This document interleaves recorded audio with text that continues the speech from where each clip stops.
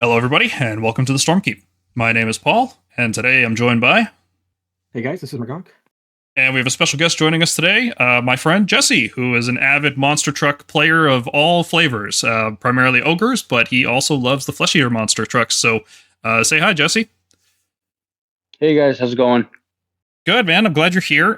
We had you do the 3rd edition Flesh Eater Courts Battle Tome review with us, so it's kind of fitting to have you back on to tell people how to beat them, although we're now an edition later and the game's pretty different. I'm sure the same concepts still apply, though. Yeah, pretty much. It's definitely they don't have the monster trucks are very much so fun, but very much dice dependent. But that's the game we play. It's a dice game, baby. Well, let's quickly talk about the How to Counter Everything series. We haven't done one of these videos in a while. This is an ongoing series on the Stormkeep. It started one day when somebody was talking about a Bellicor list on the Discord server, and I was like, I know how to beat that. That's easy. You just do this, this, and this. And it was like, oh, no, people don't understand that people just don't see it that way. You know, it's not that obvious. So we turned it into a whole video series, and we've been doing that ever since. This is our first one for 4th edition, though. The game changed quite a lot and didn't really feel worth doing for the indexes because the battle tomes have been pretty big changes for these armies, especially the last few battle tomes.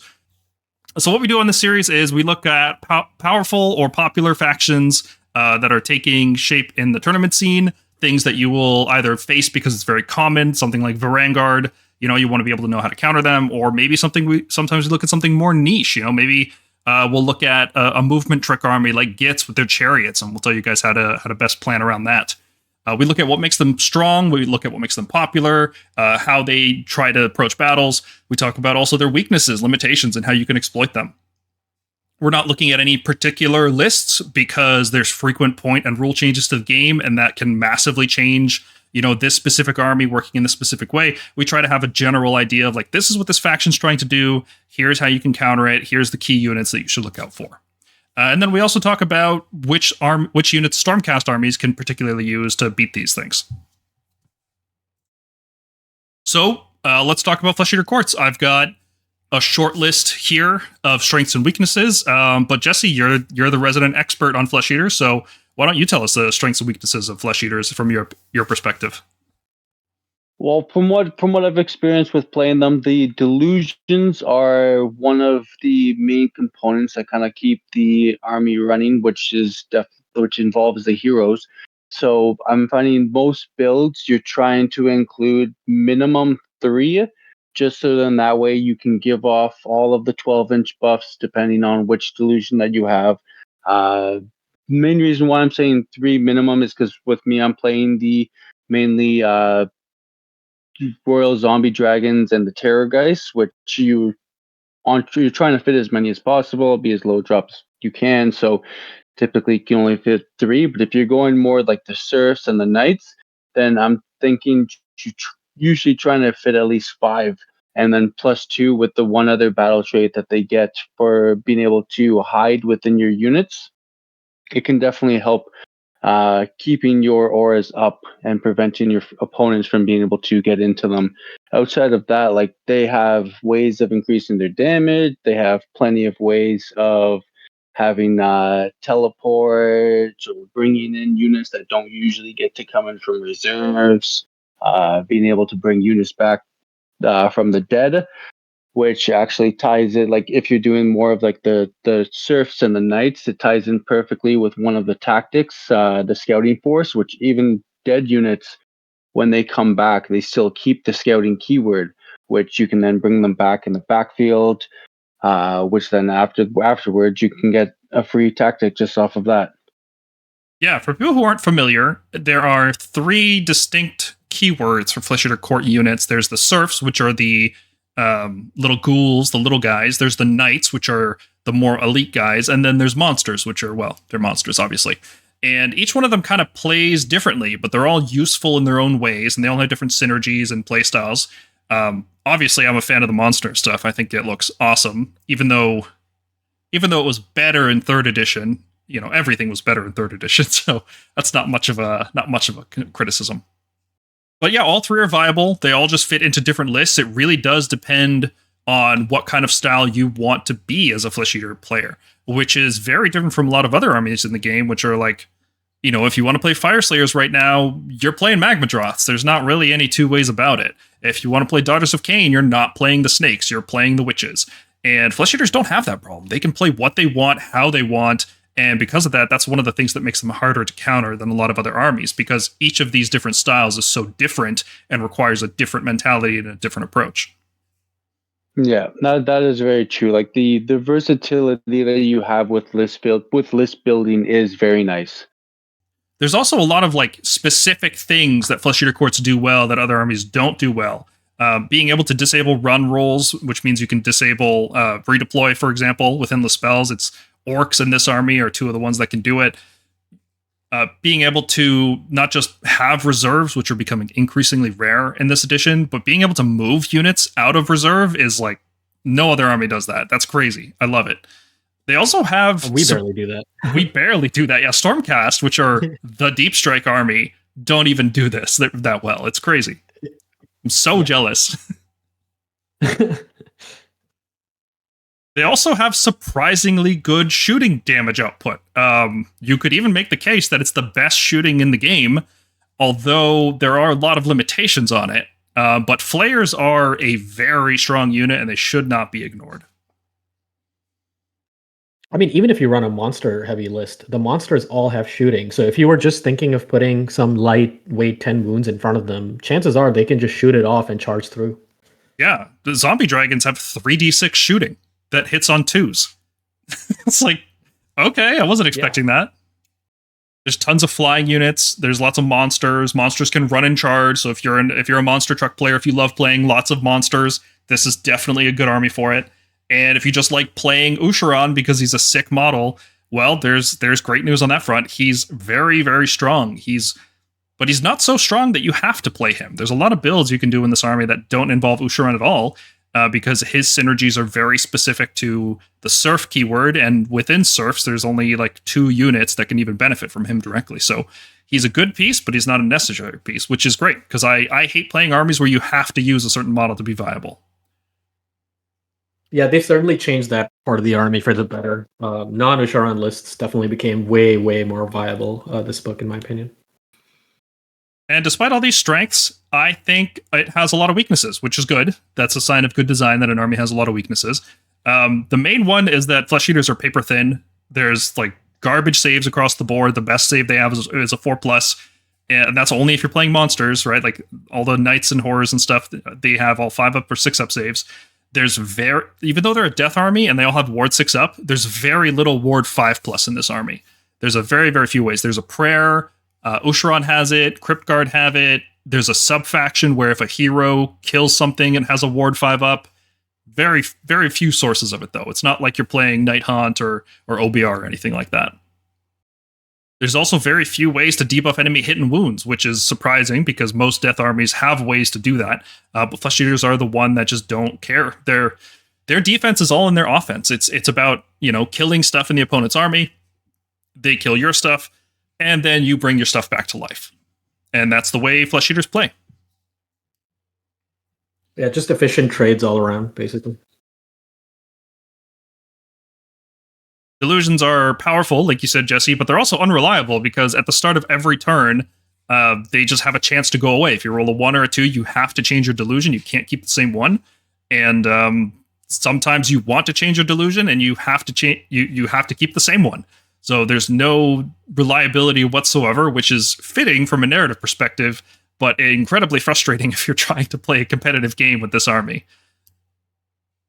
No, 100%. And that's where Ushoran does come in handy, but it only fixes you rolling a 2. If you roll a 1, it'll still fail, because with Ushoran's ability, you can increase or decrease your delusion roll by 1, which if you roll a 1, you can only increase it to a 2, which is still a fail on the delusion roll. So you would still have to change it. Yeah. Ushoran allows you to guarantee changing it if you want to change it. But he can't guarantee that it stays the same. FEC units are also weak, I think, offensively and defensively. If they don't have heroes nearby to buff them, they just can't get delusions. They can't get their spells off. They suddenly lose all their speed and their wound bonuses. their accuracy, their damage, everything relies on heroes. The units on their own are not very good. So even though they can revive units, if they're just reviving units and throwing them back into your opponent, those units typically don't accomplish much if unless you're like hitting the right target at the right time. So it does take a lot of skill to use Flesh Eaters properly. There's also a heavy reliance on Deranged Transformation, a spell that gives you +2 move and +1 to wound.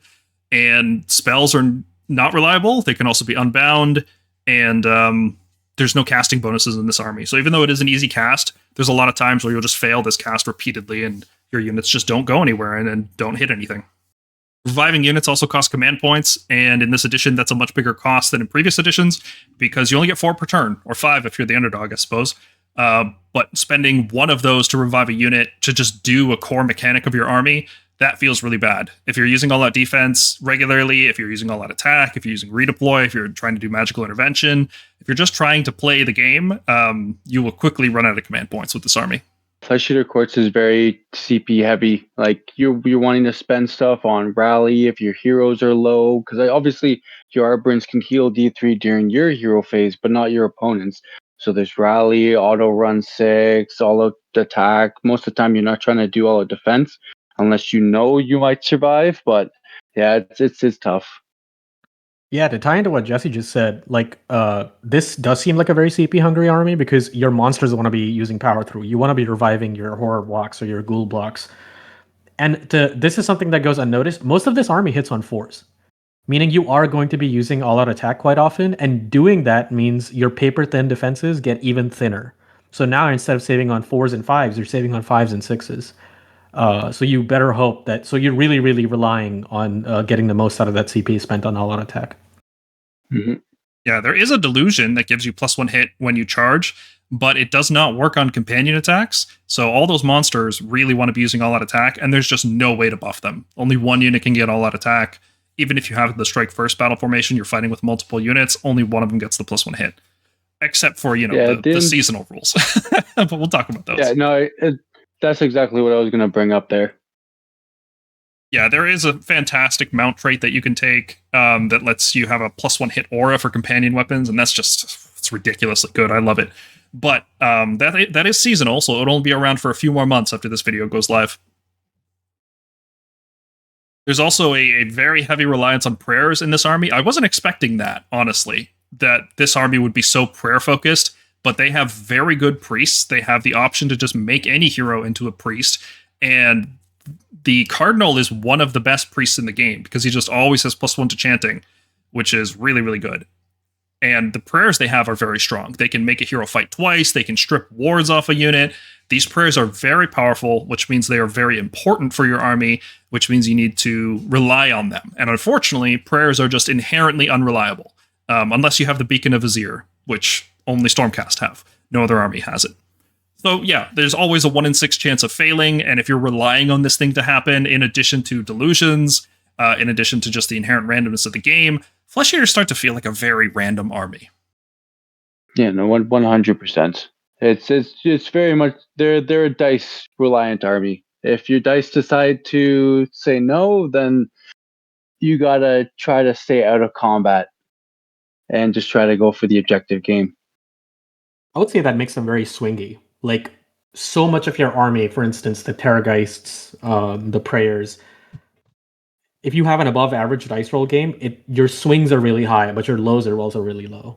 Sometimes you'll feel like you'll do absolutely nothing. Other times you'll feel like there's nothing that can stop you.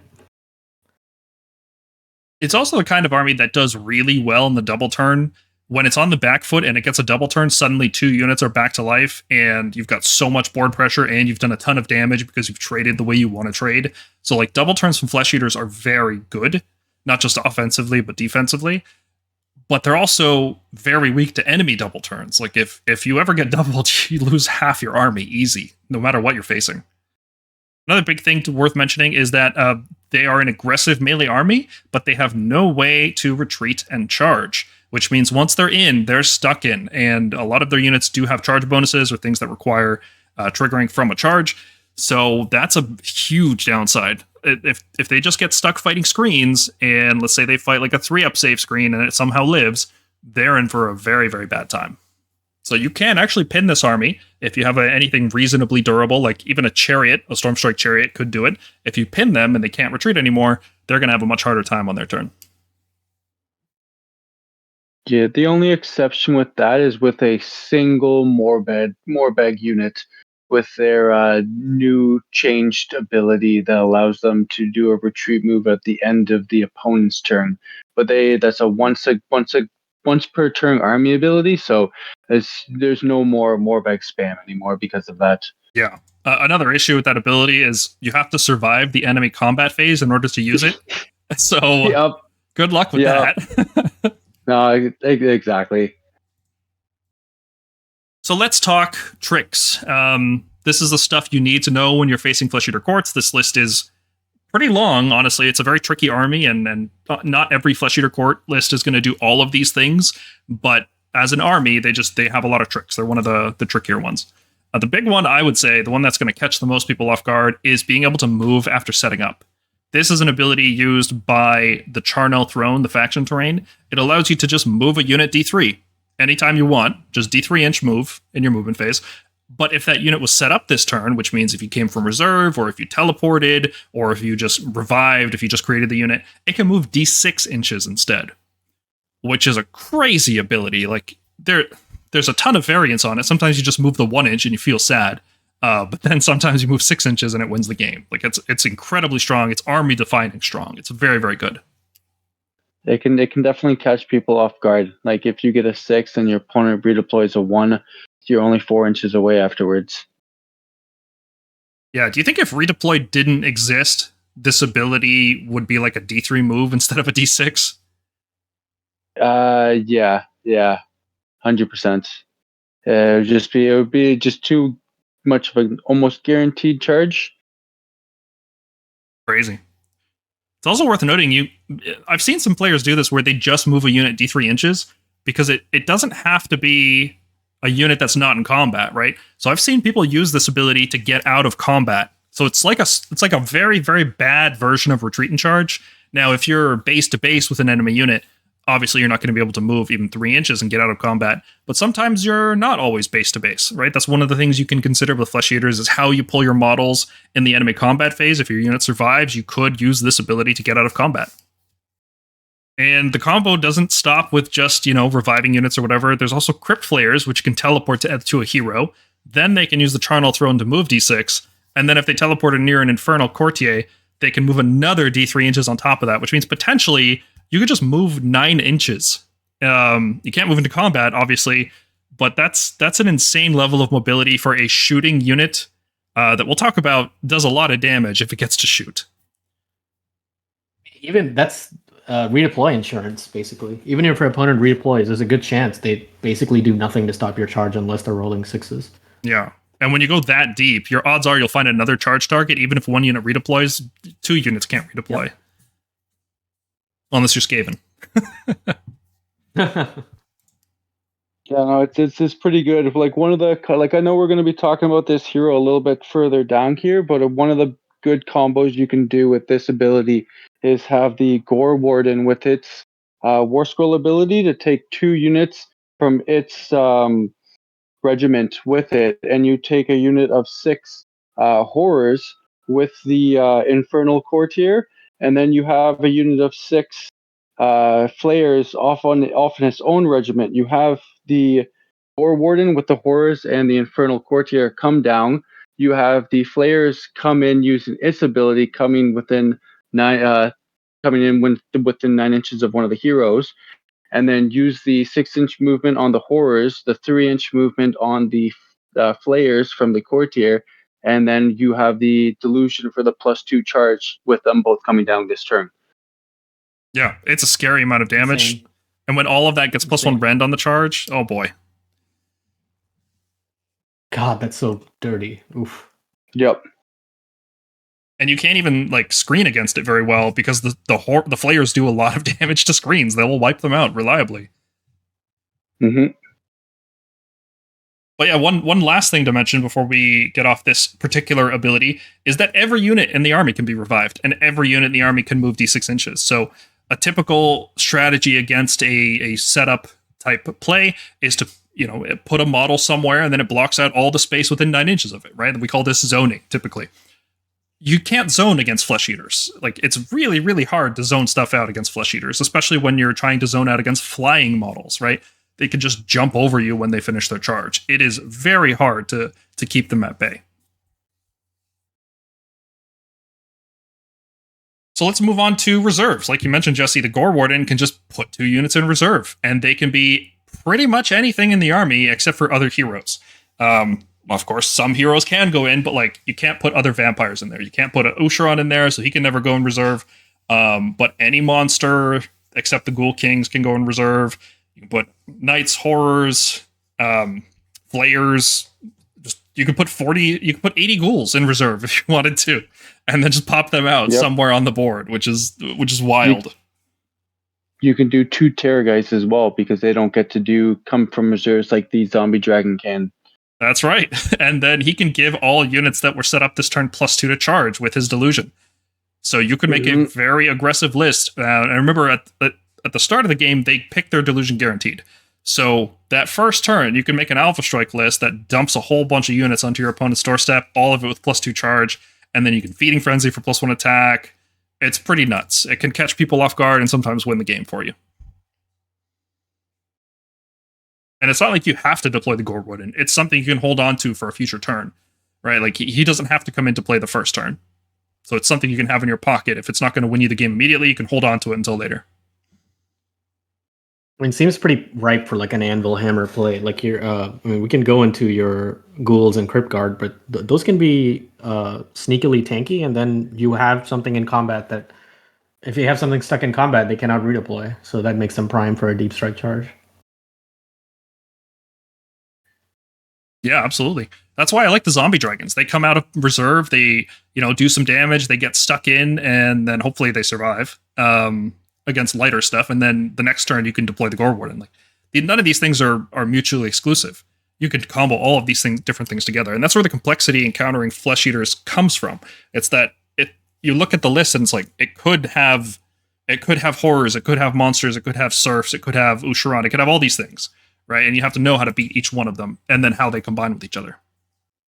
Flesh Eater Courts are also pretty good at giving you strike last. The most notable one is obviously Ushoran, who just picks 3 units, and if he rolls over their control value, you have strike last. So for most infantry in the game, that means on a 2+, you have strike last. For most cavalry, that means on a 3+, you have strike last. And for monsters even, most of them are control 5. If he rolls a 6, you just have strike last. Oops, sorry. And it's crazy because Ushoran's a good fighter, but it's usually not just Ushoran. He's usually got stuff around him as well that he's going to be able to pull into combat. So you could charge Ushoran and then end up losing your unit because you just got hit first.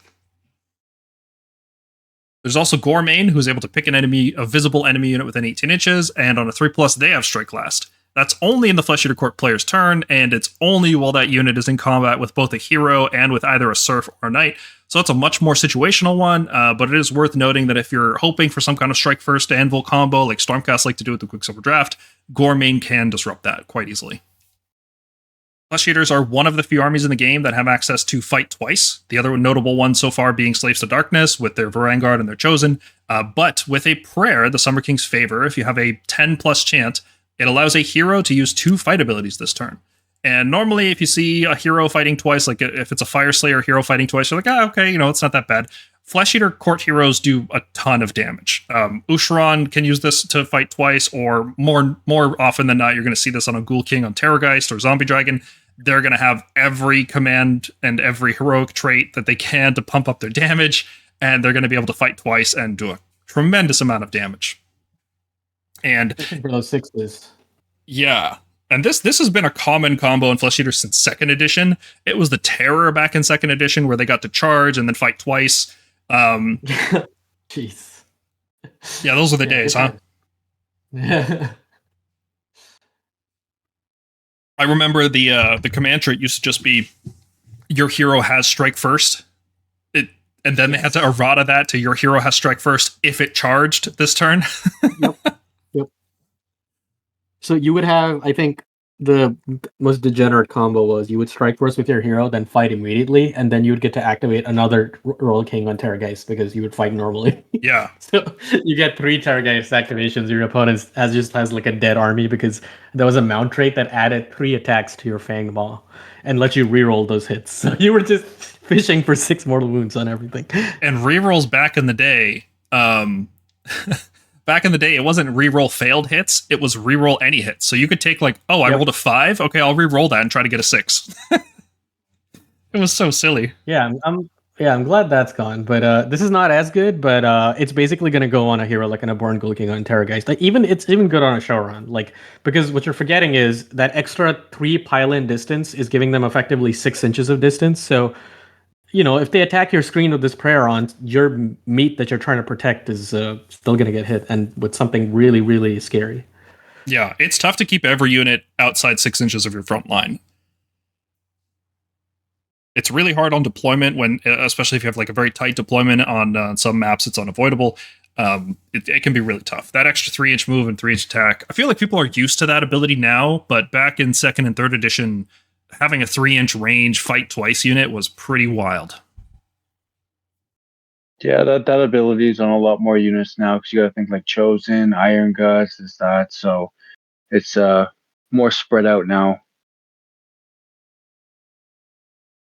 And there's some miscellaneous tricks. One of the ones you're likely to come up against is using Cadaverous Barricade to...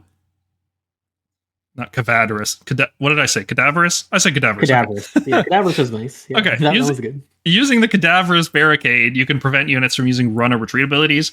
So if an opponent charged you and they got stuck in, you could countercast, and then they can't retreat. And then on your turn, you can be aggressive and you can prevent units from using redeploy to make sure your D6-inch move from the throne goes as planned. It's very powerful. It's going to catch people off guard, especially because it's an easy cast. It's only a 6, and it can be summoned wholly within 18 of the user, and you just have to be in combat with it, which means it's 21 inches away from the wizard is the threat range of this tactic, basically. And since they have aggressive wizards on like Ghoul Kings on Terrorgheist and such that like to move forward, they will have frontline coverage on this ability.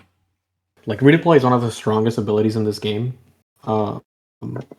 Even if you just want to position stuff forward, and it just like it halves your movement too. I think I'm pretty sure, doesn't it? It does. It does. Yeah, that's crazy. Like that's such a good value, especially for 21 inches away. It basically means unless they have a double move, you could any cavalry that's trying to position itself for a charge on you, you could cast it on them and just completely mess up their plans, even on a counter cast. Yeah, and Flesh Eaters aren't a durable army, so if they can avoid taking damage from a play like this, it's going to make a big difference for them. Yeah, the only downside with this spell is just you really only want to use magical intervention for this, because if you cast it during your turn, your opponents get full combat into it, and it's a 5/5 plus save, 10 wounds, 6-up ward, so it has a higher chance of it not lasting, which is once again another reason why the army is CP reliant, because most of the time you're spending 2 command points during your hero phase. That's a fair point. Yeah, you're almost always going to be countercasting this on a 7, which makes 6-up makes sense why they pointed the cast value at a 6-up. Yeah. The only plus side it has a banish of an 8+. Oh yeah, nice. I didn't even realize that. I thought it was 7 like most spells. Yeah, it's just one of the interesting ones where its normal casting value is 6+, but then banish is 8+. So it does make more sense that they I feel like they meant it this way because I knew people were just going to cast it for magical intervention and spend the CP. Well, I think even casting it on your turn to deny redeploy, that's also a really good use of it. And the spell lore is free, so there's always that too. A lot of people are going to be using it. The last trick here is that Ushoran has a delusion that can reduce your run and charge rolls by 1. Like I said, it's not guaranteed that you ever have a delusion when you need it. But if you're relying on a run and charge unit, like let's say you're playing Fire Slayers and you got your run and charge turn, suddenly everything's -1 run and -1 charge. It greatly reduces your threat ranges. So this plays into that whole idea. Flesh Eaters want to avoid taking damage when possible. They want to manipulate your movement. They want to manipulate the board state. They want to put screens in your way. They can't afford taking damage. So anything they can do to just dodge it is really good. All right, let's take a look at some key units. We're not going to go into super in depth on every unit in the book, but we're going to look at key units you're going to face. Sometimes you just need to see what they are, what they're called, and then quick version of what they do. We'll start with the ghouls. There's a lot of them. Oh, Sigmar, there's so many of them. Oh god. That's it. That's all ghouls do. They basically don't have an ability. They are just health and attacks, and there's a lot of models.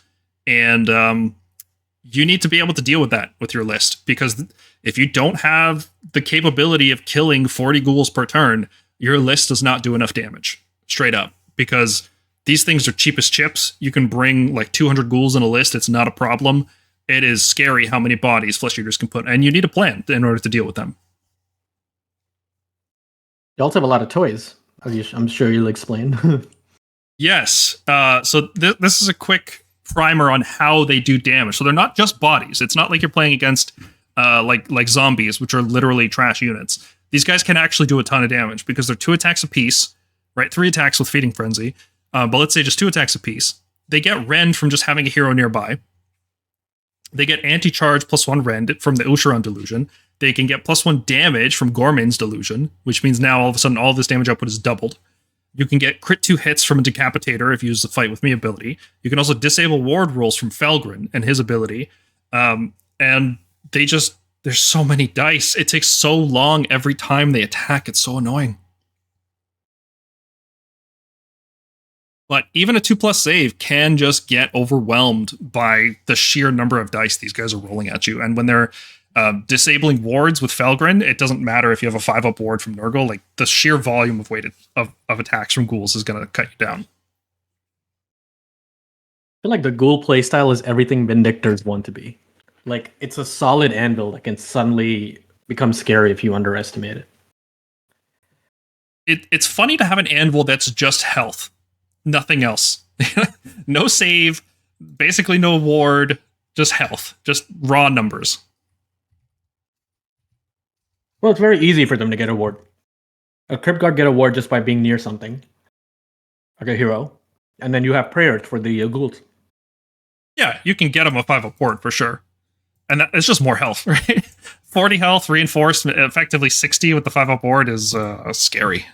Right. That is a lot of health. Saying, like, yeah, and on outside of like there's armies that are what I'm saying is, like, unless you have a unit that does a ton of damage, something like a Soggy Carnosaur or Auric Runeson on Magmadroth, you will almost always have to use an inefficient trading to kill this unit, in my experience.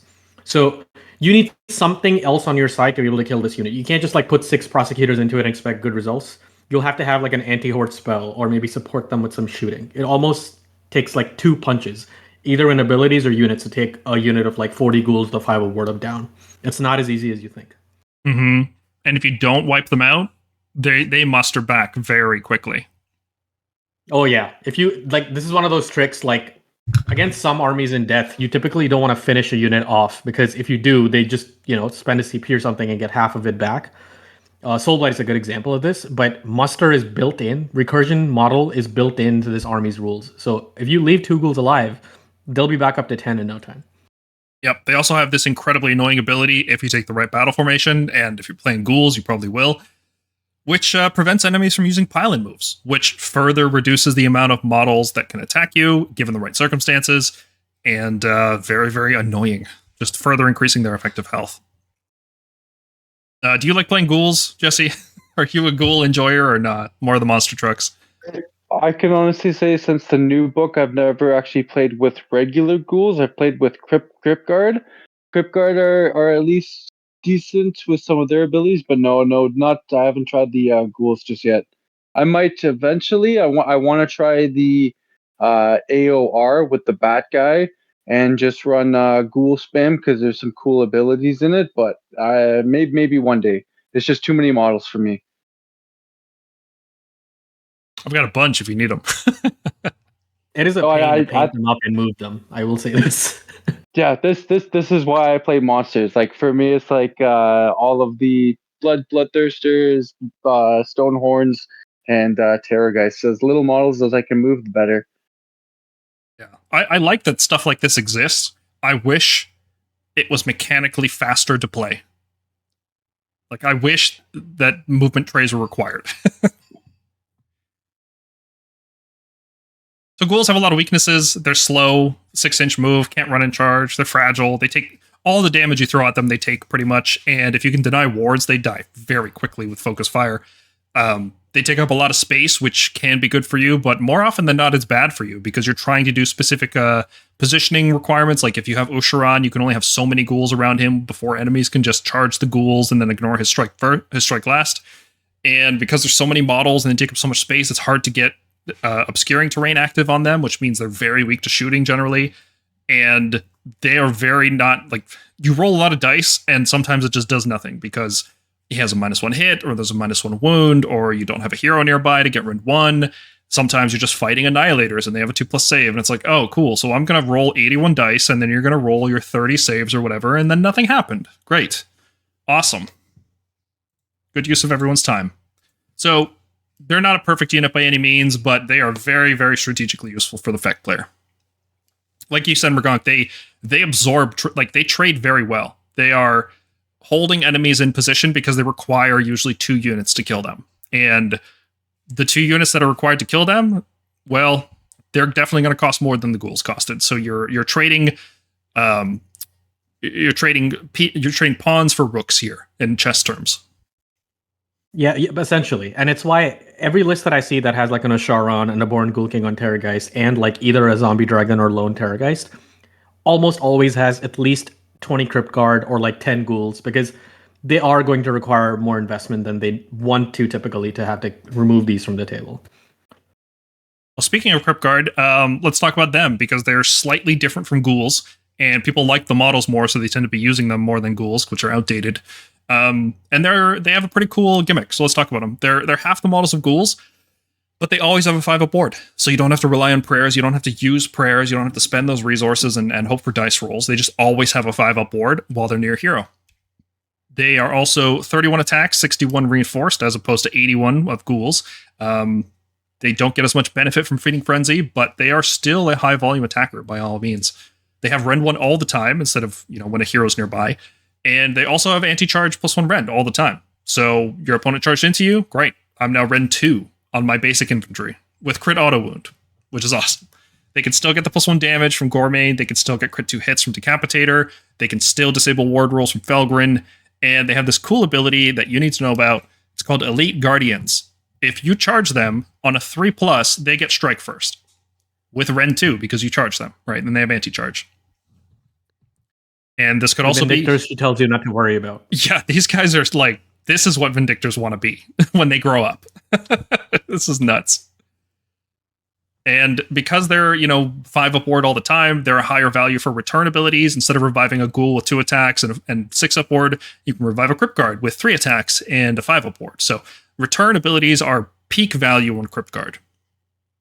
The hard part is making sure your opponent doesn't wipe them out first. They're only 20 health, as opposed to ghouls, which can go up to 40 health. And I gotta say, it's a lot easier to deal 20 damage in this game than 40. That one unit can reliably do 20 damage. If you can strip the ward off, these guys are very, very easy to kill. I like the flexibility here because from the perspective of the FEC player, if you know something can deal, let's say your effective health is 30 with a ward. If you know something can just kill you, even with 30 health, you almost always try for that fight first. But if they don't, you can keep it, and then you just keep them in place and wait for your crypt horrors or monsters to come save the day. Yeah, I like the smaller footprint. It's easier to get them into obscuring than it is to get 40 ghouls. Like 20 Cryptguard is a lot more manageable. And then they also have a banner and musician as well, which even though it only has 1 dice to rally, sometimes that extra little bit can make a difference if you've been able to get 1 extra guy in, and then +1 for OC as well. Yeah, a rally on Cryptguard is more valuable than a rally on ghouls, so that makes sense. All right, moving on from the serfs, let's talk about the knights. The first and most important, I think, are the horrors. They don't have the same max damage output as the ghouls and the Cryptguard, but they are much higher quality attackers because they wound on 3s natively, which can go up to 2s if you have if you have deranged transformation on them. They have rend 1 all the time, and they have anti-cavalry for reasons.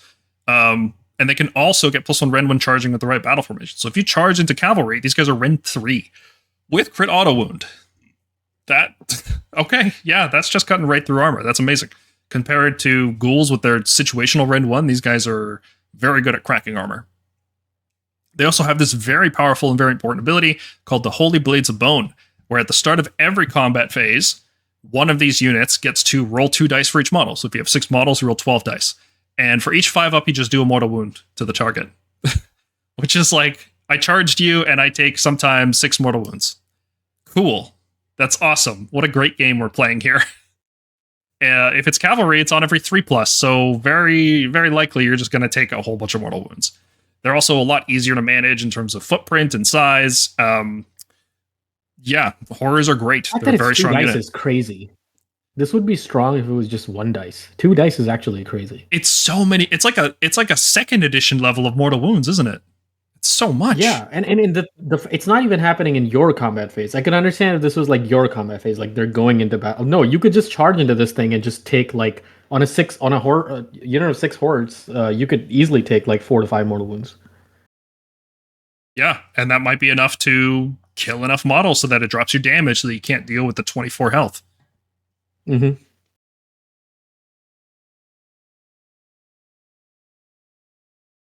Now, they've got a lot of downsides. They're just per point, they're lower max damage, lower health, just worse than ghouls.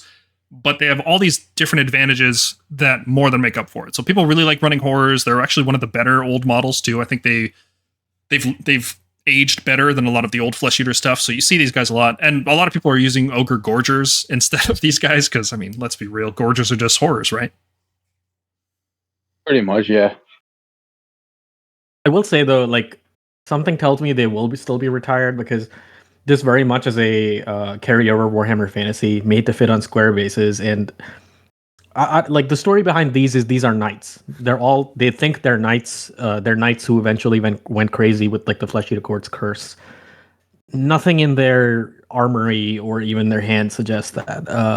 I know people have made some cool conversions where they'll like have them holding these giant rusted great blades or something, or like broken blades and axes, and like give them like chainmail draped over their head and shoulders with green stuff.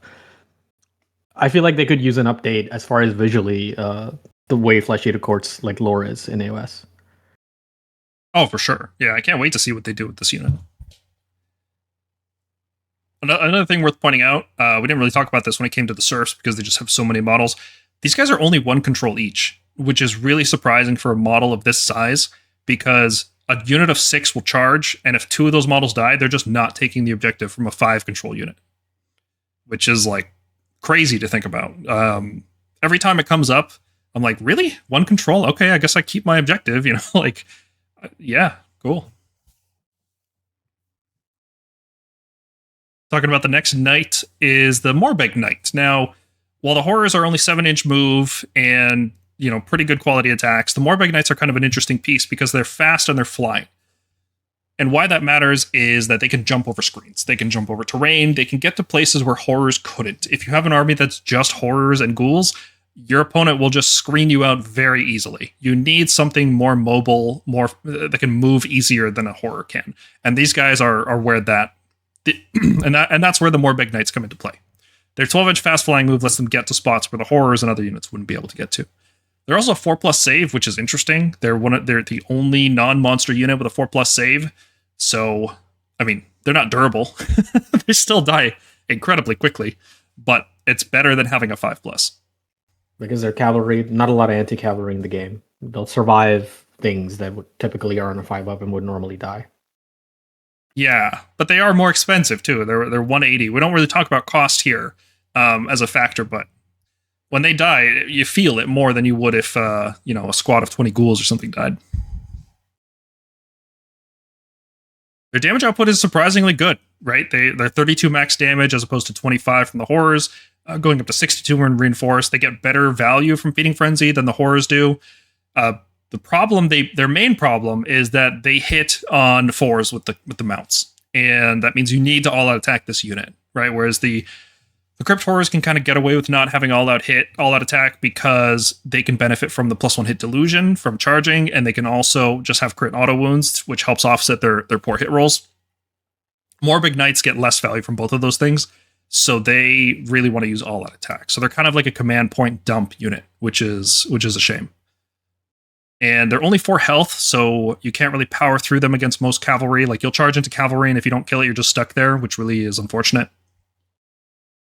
Now, they do have this cool ability, Predator Knights, which allows them to retreat at the end of every enemy turn.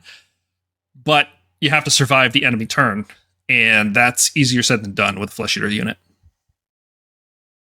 I feel like that's doable. I mean, obviously, if you take on something like a Terrorgheist or like a Soggy Nightwood, that's not happening. But against most things, especially if you get the 5 of ward off on them with a Naborn Cardinal, I think you have a good chance of surviving that.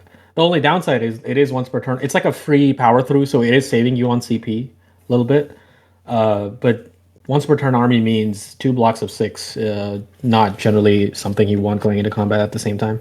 Yeah, unless you want to power through with one and Predator Knights with the other. I can't even see running 2 units in a list anymore because this ability is once per turn. Yeah. Also, as you mentioned, this unit is so CP hungry. But I don't know, Jesse, what do you think? Like, I haven't seen Morbheg Knights see play at all. People seem to prefer lone Terrorgeists or Born Ghoul King on Terrorgeist with Ushoran, some Horrors, some Cryptguard. Is there a space for this unit to come back or see play? Like, what's the angle? I think unless they drop the points, everything else is more worth it to bring because you're spending so many points on your heroes. Back last edition and third, you could get away with not bringing as many heroes. You still wanted to bring at least 4, but I think now, when you're doing Serfs and Knights, you still want to bring quite a bit. So, like, if you're going to bring Morbhegs, it's just 1 unit. But like as Paul was saying, it's just the benefits you get from bringing them. It's better to. The other units have become better since 3rd edition. And I feel like that's why people are leaning more towards that side. Yeah, supposed to get the most out of them, you have to run the battle formation that gives knights extra run. Yep, and the problem with that is it doesn't affect the companion attacks. It only affects the riders, and then because it doesn't affect companion, there's only like you could like I can see maybe bringing like 1 or 2 units of 3 in like Royal Menageries because a lot of their delusions affect companion weapons for like +1 attack.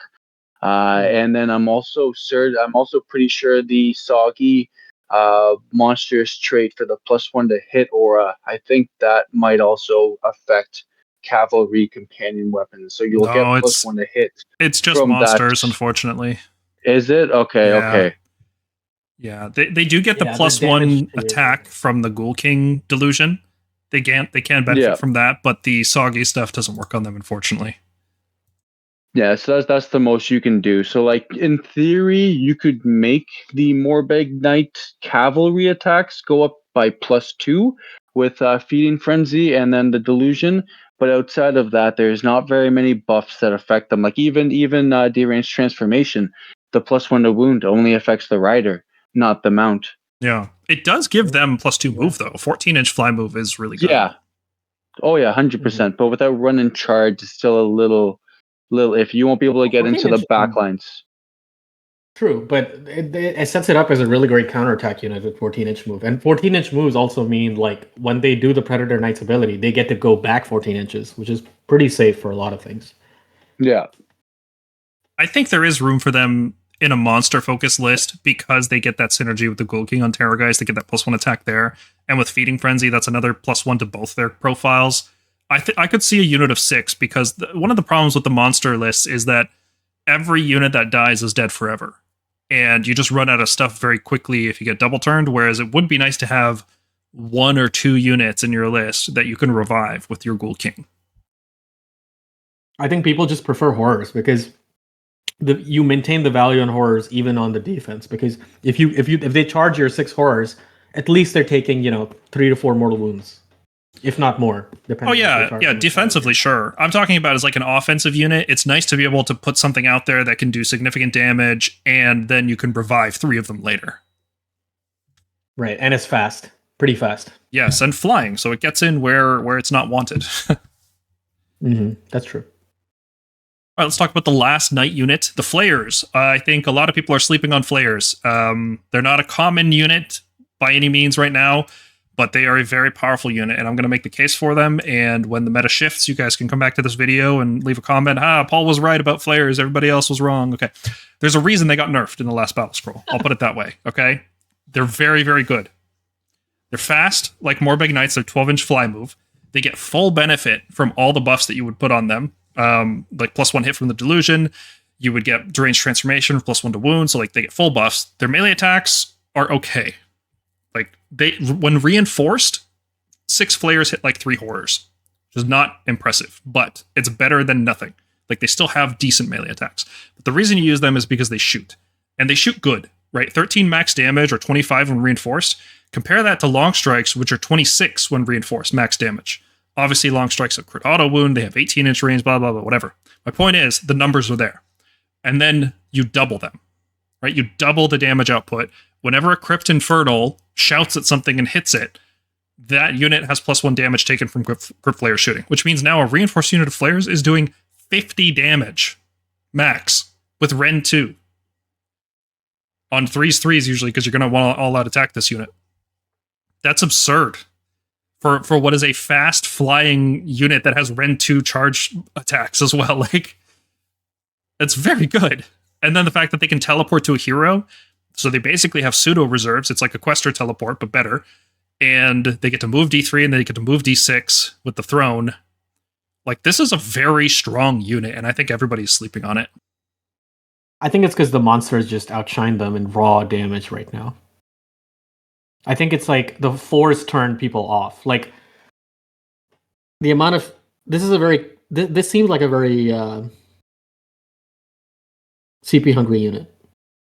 It is, and I think that's the biggest downside. But they can shout Mega Gargants to death. They shout better than Andrasta's entire profile. Like melee shooting, everything Andrasta does combined against monsters. Flayers just scream better than that. Yeah, that is pretty crazy.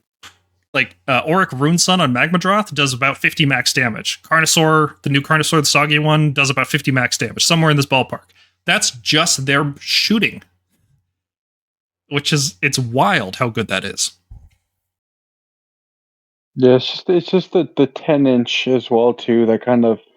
If you can screen out properly and wait out your turns and kind of just like draw the game out, you can wait it out to the point where they have to drop in and all they can shoot is your screens, and then you just counter punch them with a fast like cavalry or whatever fast hammer you have, and then that unit's dead afterwards. That's kind of the downside with them, is that obviously it's dependent on who has priority, but if you can wait out turn 3 and give them no juicy targets, that's that unit wasted in a sense. Sure. It's keeping people back for 2 turns, though. Right. That's pretty good. Yeah. And not only is it keeping people back, but like this army has, in my opinion, like cheap units that you can throw at screens to just kill them first.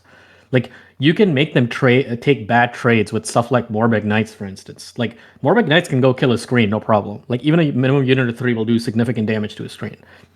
And if you do that, and then if they kill your Morbheg Knights, who cares? Now their main thing, the thing they were trying to protect, is now with Flare danger range. So yes, like I don't think you should be alpha striking with this, because people are going to see it coming from a mile away when you explain what exactly this unit does, how it comes down, where it shoots.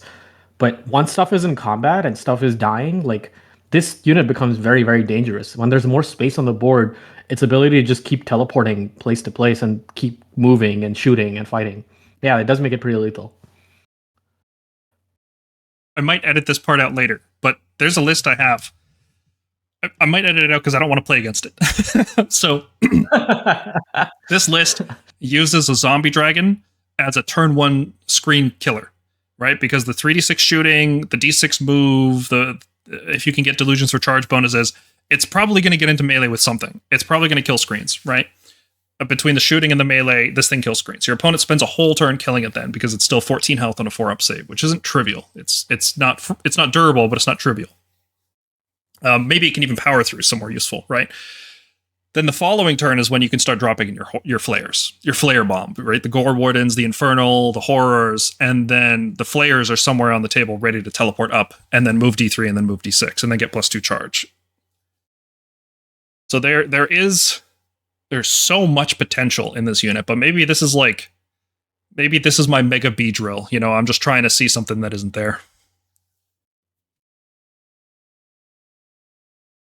There's like nobody that's going to get that reference. That's cool.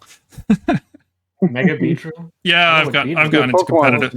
I got into competitive Pokemon recently. It's pretty wild. What? Yeah, I'll tell you about it later. Oh, but yeah, Jesse, you were right. The two big issues with this unit: 10-inch range and 4-up hit. It's a command point dump. You have to play around the range. It's if it was 10-inch range in a Stormcast army, that's very different. But this army has this unit can move D3 and D6 after coming in from reserves and teleports. So the 10-inch range is a far lesser concern. Yeah, like it's like the Flayer's biggest enemy is basically long strikes.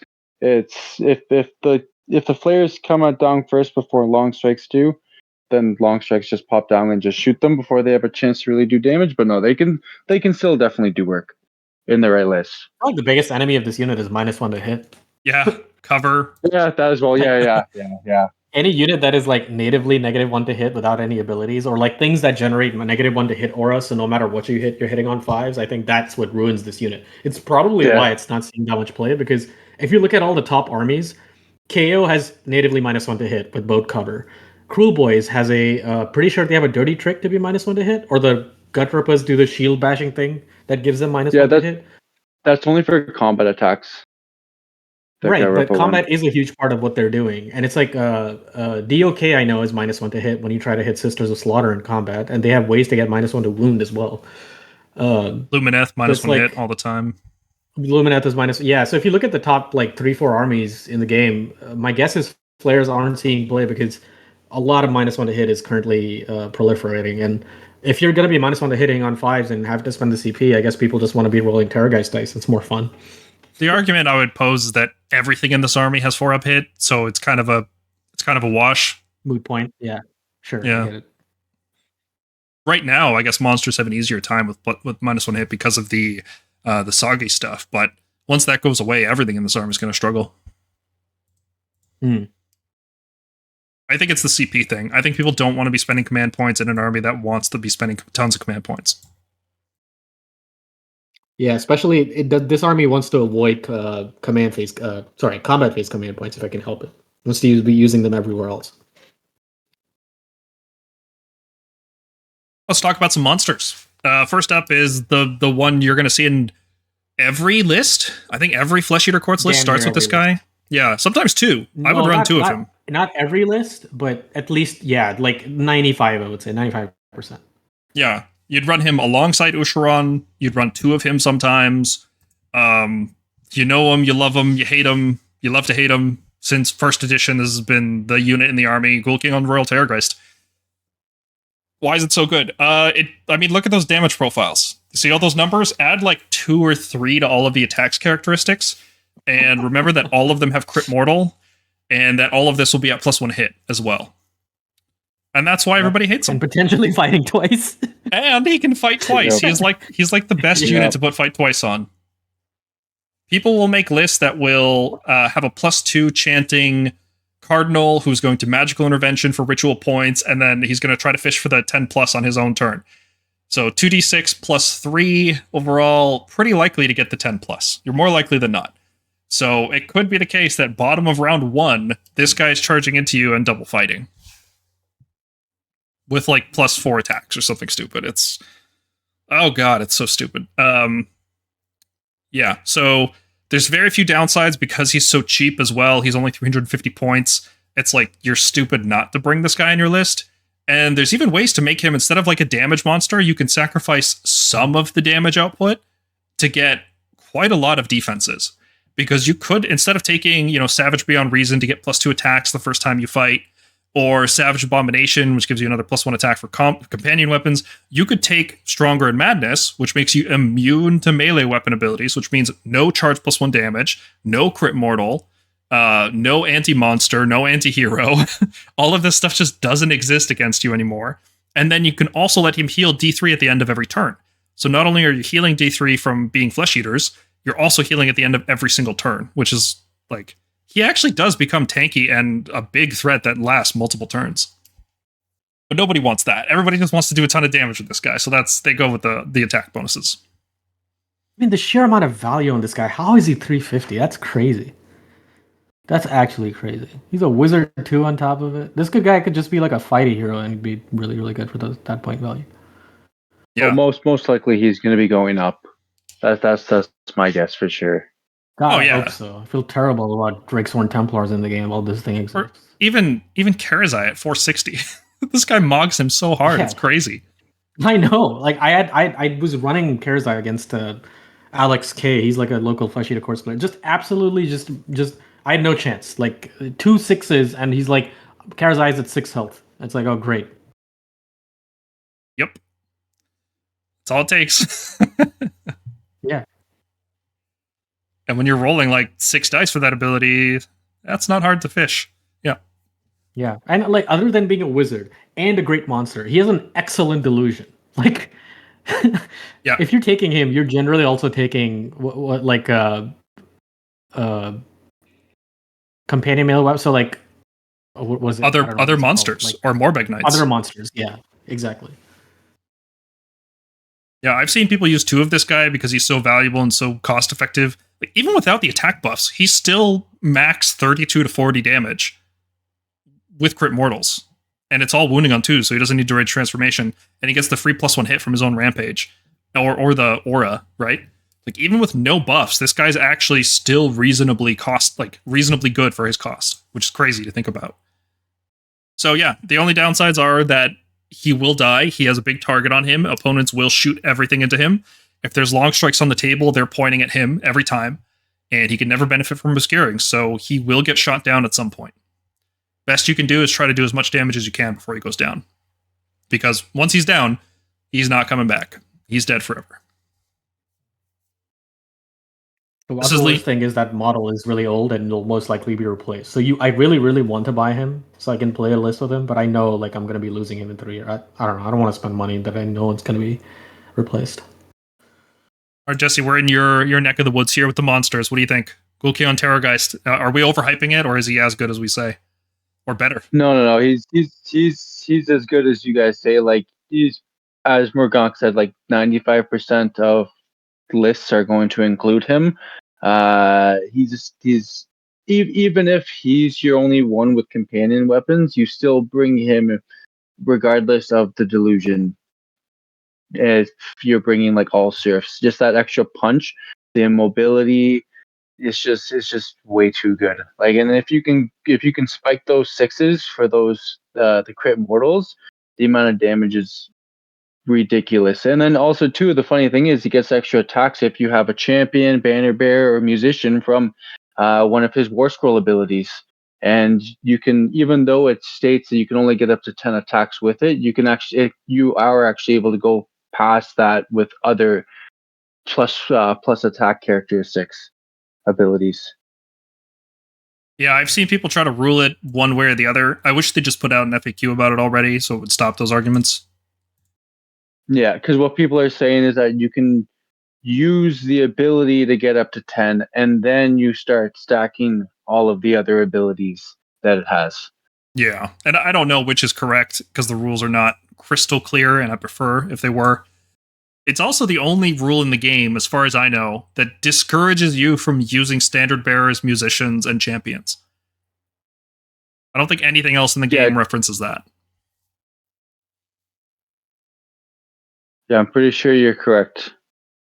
So that, of course, brings up a discussion on if you have a reinforced unit, do you have to bring double standard bearers? Do you have to bring double musicians? Or can you choose to have less? Because there's no upside to having more. And there seems to now be a downside. So, classic Games Workshop rules. That's actually a really good point. Like, there isn't any upside to having more. I know people always build it like that. That's the one thing that annoys me about kits like the Morbheg Knight and the it's that one, Stormstrike Paladors, where they have a musician and a banner bearer unit of 3. So if you're doing competitive building, everyone's building 2 of those banners and 2 of those horns, and it looks silly in like a six model unit. I'd rather build the other 3 with just lances or something. Um, so yeah, it's like a bit of a nod to, hey, build your models the other way, and you will get punished for leaning into the most specced out thing. It's nice. I like to see stuff like this. And let's talk about Ushoran. So, unlike the Ghoul King on Terrorgheist, Ushoran is more of a defensive anvil piece. He's not the offensive beat stick that the Ghoul King is. He does not have the crit mortals. He does have rank 2, and he wins on 2s. And he has pretty respectable damage, but it's not like the Ghoul King on Terrorgheist, right? He doesn't get all the same buffs. He only moves 10 inches, doesn't fly. He is significantly tankier because he has a 5-up ward instead of a 6-up. He can still get the fight twice.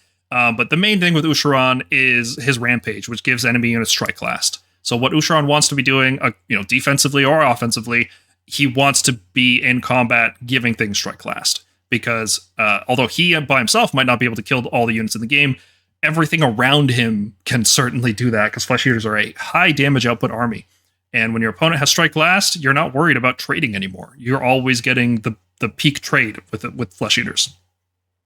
So that's the main reason he's used. He's also got a lot of other stuff, like he is a wizard. He's not just a wizard 1, he's a wizard 2, which is cool. You can do 2 spells and 2 unbinds with him. His signature spell also makes your opponent's models fight each other. Now, this doesn't work, obviously, if they're not in combat range of each other, but if you just target a unit with 2 or more models, you can make like 2 concussors. You can make a concussor fight another concussor. Why not, right? You can make a Stormdrake hit another Stormdrake. So, pretty useful spell. Just doing damage like that from range is pretty fun. He also has a very powerful delusion. It gives his whole army +1 run and charge, and it gives the enemy army -1 run and -1 charge. And then in addition to that, it also gives Surf units anti-charge +1 rend if they're wholly within your friendly territory. But the problem with that is that Cryptguard already have it, Beast Flayers don't do any damage, and Ghouls are really the only one that benefit. So it's basically like Ghouls have anti-charge, which is fine. So Ushoran's a big beat stick, but he's not perfect by any means. Usually the stuff that's around Ushoran has such a big footprint because he specifically combos with Ghouls. The Ghouls have such a big footprint that you can charge into the Ghouls and then pile in towards Ushoran to fight him. He can never benefit from obscuring because he's such a big dude, which means you can easily just shoot him down, and he's not... Like, if you have ward hate, like if you have a Knight Relictor or the new Caradron regiment that disables wards entirely, he does die pretty quickly. Like, nothing in Flesh Eater Courts is super durable. He has no casting bonuses, so although he is a wizard too, none of it is going to be reliable. And, if you can get around his strike last Rampage, like if you don't actually start the combat phase in combat with him specifically, you are going to have a much easier time. So Ushoran is a very powerful unit, and if your opponent plays carefully, they can play around it, but there's just going to be so many times where it doesn't matter. Like, Ushoran still charging on the charge can do the Rampage. So, like, yeah, even if you don't have that strike first or strike last utility when you get charged, you still are a very good offensive unit. What do you think, Jesse? Have you played Ushoran yet in this edition? Well, in this battle tome, I should say, not just the index. No, he's not one that I haven't I have used yet, but he's interesting. Like I've thought about using him in some of my monster match lists just to be able to get another, like, the bonus of +1/-1 to delusion rolls, just to guarantee some of the delusions. But one thing I was thinking, like, one thing that's cool with him that most people, I don't know, think if they think about this, but with that fight twice prayer that we have, the stage 1, most of the time you wouldn't use it because it's only +1 damage on regular heroes' weapons. But with Ushoran, because of him having 12 total rolls for his attacks, you could potentially get +12 damage. Not too sure how much that'll matter, but that little bit could potentially swing a combat in his favor. But the main thing I think you're using him for is that strikes last, the ability to manipulate the delusion, and then having that extra damage as a hammer as well. And he's I think sick Wizard model. 2 is mad good on him. Like, you're talking about something that's like a great target to get all your endless spells out, because unlike a wizard who may need to stay near the throne, he can just go out there and like be casting offensive spells in opponents' faces because of that strike last protection. Ushoran, and like the first spell, Deranged Transformation, like what a great spell to have, like as an unlimited spell.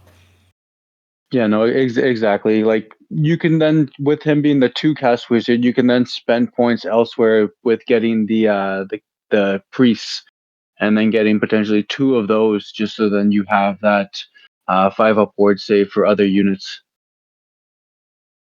Yeah, I like Ushoran because he fits into any kind of build of Flesh Eaters. He plays well with the monsters, he plays well with the knights, he plays well with the ghouls, plays well with any combination of them, really, but he's not required in any of them either, which is just outstanding design. Yeah, I agree. So I've got some notes here on other notable units. These guys are, they're not really worth talking about in depth, so we'll just give you the Cole's notes here. Beast Flayers, they're just a screen. They don't do any real damage, probably, but they have this really important ability. If you have a monster and you're in combat with the Beast Flayers, you just can't use Rampages, and you have -1 damage. The Archregent is important because we're the Stormkeep and we play Stormcast. The Archregent has a delusion that reduces shooting hit rolls by 1. Just flat out, you have -1 hit, which is brutal. Gormain has a delusion that gives his units +1 to damage, which is incredibly scary, but it has to be, those units have to be near a Flesh Eater Court hero that took damage this turn. So, if that delusion is active, do not harm any of the heroes.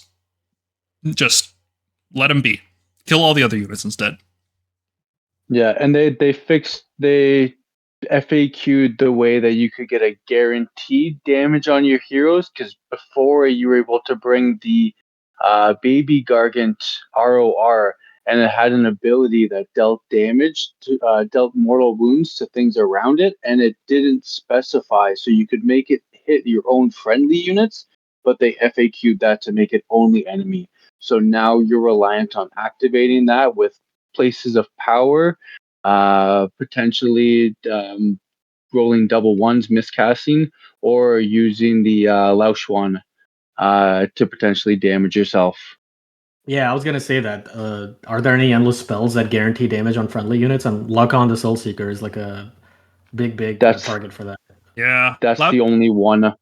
You'd have to countercast Lauchon in the enemy turn because he can't move the turn he was set up. Yeah. Oh, that's true. That's true. Or the Malevolent Maelstrom, but that's going to hit way too many things to really be worth it, and it's going to take too long to build up before it pops. But it is an incredibly important buff. As soon as you see Gormain on the other side, you need to know you watch out for the Strike Last, and you watch out for the +1 damage. Zombie Dragons. We talked about them a little bit. They're not really worth talking about besides the fact that they can always go in reserve, and they have a 3d6 shooting attack. Otherwise, they're your bog standard monster. They hit on 4s. They have crit auto wound, decent damage output. Don't come back to life. And the Ghoul King on Zombie Dragon may have been worth devoting a slide to him, but he's so similar to the Terrorgheist version. He trades crit mortals for crit wounds, and he gets a few more attacks on all of his profiles. His Rampage, instead of giving himself +1 hit, he disables commands on enemy units, which is crazy. It's Roar. He just has Roar, but you have to roll over the control of the target, so it's usually like a 2 or 3, but if you're facing monsters, it's on a 6. Or if you're facing like Archaon and Be'lakor, you just can't do it. More importantly, though, he has an aura that allows non-hero monsters to run and charge. So if you're playing a Monster Mash list, which some people out there are, this is a key piece in that list, because being able to run and charge is a big difference. Instead of having a 12-inch move, you now have potentially 18-inch move with all of your monsters, which is very, very important. Yeah, no, the aura is big. Like because I played the 7 Terrorgheist Zombie Dragon list, and it is very much needed. How your mobility is incredible, or I guess speed. The speed in the army is incredible. You do give up shooting, but it's worth it. If you're not going to charge, it's the shooting is a fair price to pay. I think if in a monster heavy list, it makes more sense. You're more likely to see him. But I've seen people just like not run him. They just run the Ushoran and a Ghoul King and Terrorgheist, and they use other units basically as speed bumps to get their Terrorgheist and Ushoran in position for damage. Yeah, for sure. The thing is, Ushoran could be 2 monsters, right? Like yeah, it could be 2 Terrorgheists. Yeah, same. He also has a delusion that gives +1 charge to knights and monsters, or +2 if they're near him specifically. So +2 charge after deep strike, moving d6. Pretty reliable. Pretty reliable, I'd say. If you're not going the Gore Warden bomb route, you can definitely go this route. All right, so let's talk about how to counter Flesh Eater Courts. I've got a short list here, but Jesse, what do you think? What are the best things players can do to beat Flesh Eater Courts? Any way to shut off ward saves, and depending on the list that you're facing, is like if you're facing against serfs, is making sure to have like sacrificial units almost like at the board edge just to prevent them from coming back. But the main thing is just preventing them from having ward saves, because if you can shut off their wards, every time you do a wound to them, a model is dead. Because like outside of that, Flesh Eater, as we've said a couple times so far, they're very much so a dice dependent army. So if Flesh Eater Courts can't roll their dice and you can shut off their wards, they're just gonna be losing so many models. Yeah, I think that's a good way to put it. If you don't let them roll the dice, yeah, because they rely on just getting random 6s to keep them alive. That you roll enough dice and they'll stay alive, right? But if you just take that away entirely, it's pretty rough. Yeah, and it's becoming a more recurrent ability now too, to be able to shut off ward saves. So I feel like we're getting into a point where the popularity of Flesh Eater Courts and just like the monster list has brought them to a point right now. But I think once we get the next FAQ or like points increase, I feel like they're gonna start kind of seeing a loss in their win percentage over time. Because yeah, it's they're just based off of dice. Because if they roll a 9+ for their monsters, they can get always strikes first on the for combat as long as they're within 12 inches of the heroes. And even just like their armor saves, their hits, everything's on 4s. The only reliant things is 6s because of auto wound. Mm-hmm. I think the main thing to understand is when you're trying to counter FEC, you kind of have to get in the FEC player's head of how they want to play, and how they want to play is they want to hit you and then die. And it's important they do it in that order, right? They don't want to die and then revive and then hit you, because they can't really take that many hits. The units that come back aren't as good as the initial units. There's no opportunity to buff them in the hero phase. They might not be near heroes. So you generally want to get as much value out of that first hit as possible. So if you hit them first, you're denying that value because they're so fragile. You can dedicate less resources than you would, for example, if you were fighting Reinforced Chosen that had a 5-up board, or like Nurgle Blight Kings, right? Like we're talking a lot less resources required. So you can, if you pick and choose carefully your combats, you can very efficiently just slowly just pick them apart, and so when they do finally crash into you, there's a lot less stuff there. Shooting in particular is very effective, because that's what shooting is. It's free trading. The longer you can keep your shooting units alive, the better. Now, obviously, you don't want to keep them alive forever. Like, the goal of the game isn't, you don't win by having your shooting units alive. You still need melee units to contest objectives. But if you can get 2 rounds of shooting, maybe 3 rounds of shooting against Flesh Eaters, you're going to be in a great position. I think a good rule of thumb when playing against Flesh Eaters is to make them go first, and pretty much every round. Like, if you have the chance to make them go first, you should make them go first, because, like I said earlier, Flesh Eaters are very, very strong on the double, but also very, very weak when they're being doubled. So if you're making them go first, that means you're always in an opportunity to double yourself, and you're also denying them the opportunity to go first. So there's going to be a lot of times where you'd be like, ooh, this is the right opportunity for me to take a double turn. It's not, because that opens Flesh Eaters to a double turn. So unless your double is going to straight up kill every abhorrent so that they can't revive units, and also kill a bunch of those units so that you don't have anything to hit you, like, you have to wipe out Flesh Eaters with your double. Otherwise, it's not worth it. Like, let them go first. That way they don't get 2 turns of reviving. They don't get the free trades. They don't get the free movement. remember that every single Surf and Knight unit will come back to life once per game, even if it's just a screen of 10 Beast Flayers and you think, oh great, they're gone. That unit can come back to life and can immediately contest objectives. Not just if the objective is near the battlefield edge, they get to do that D6 move from the throne as well. So there is a huge threat range of them coming back to life and stealing your objectives. We haven't talked much about how every buff from this army comes from heroes. There's not a lot of unit synergy, right? With Stormcast, you've got things like Tempestors that can shut off all that defense, or Vigilors that give +1 hit. In this army, the buffs all come from the heroes, and usually requires being wholly within 12 inches of the heroes. So sometimes you can just kill the hero and all the buffs go away, and sometimes that's the right play. If it's a monster hero, for example, if it's a Ghoul King on Terrorgheist, yeah, kill it. Kill it immediately. The faster, the better. Like, the faster that thing is no longer on the table, the higher your chances of winning. Because not only are you getting rid of a powerful hammer unit, you're also getting rid of a node, like a synapse creature almost from 40k. But if it's a support hero, like if it's like a little Marrow Scroll Herald or an Arch Regent or something that's sitting on a pack of models, it's not really crucial to kill it. It's better to actually kill the unit because support heroes are only as good as the units they support. So if you kill the unit, the hero just stops existing. Basically, it just becomes a body, like a screen. A really, really, really poor screen. It doesn't take up a lot of space. Reviving units cost command points. This is a command point hungry army. If you can make them use command points on things like all-out defense in the shooting phase, or on covering fire, or on all-out defense in the combat phase, like, you can really drain their command points very quickly, and then they can't do things like redeploy on their own. They can stop countercharging, because we haven't talked about this, but they have a lot of charge bonuses, and countercharge with those bonuses is pretty scary. Especially if it's like countercharge Ushoran, and then he gives you strike last, and it's like, oh, cool, that's fun.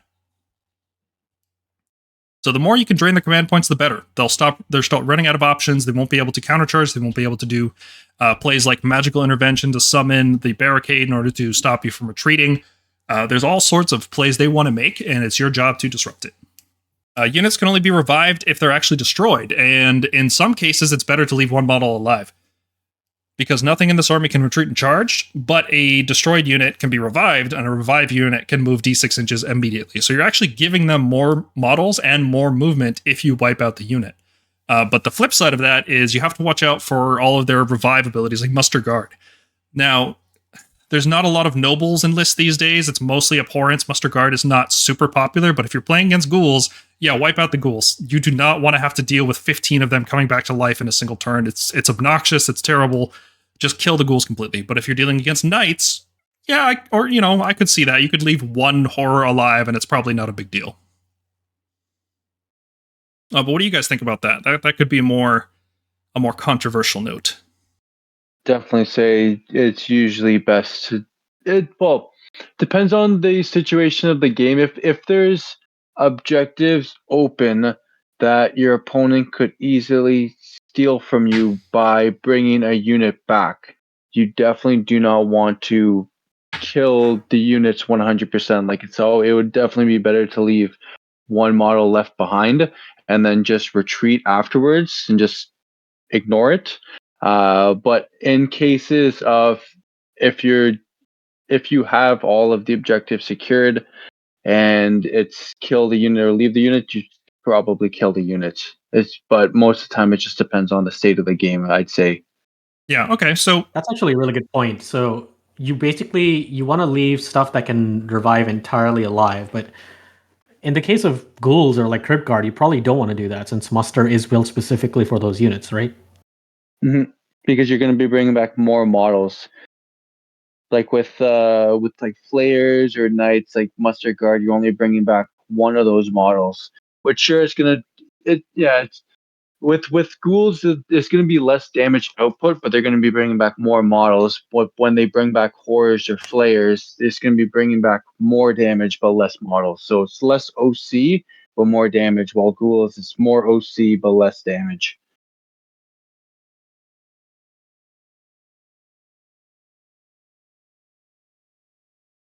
sometimes it's the right play to kill the heroes to get rid of their recursion. Only abhorrent units can revive, and only noble units can use Muster Guard. So take note of these units at the start of the battle, because an early kill, like if you can get a good snipe, sometimes that can save you a lot of trouble later on. Like if their only abhorrent unit is Ushoran, and you have long strikes, it might be worth killing Ushoran early and sacrificing your long strikes so that you just don't have to deal with any units coming back to life.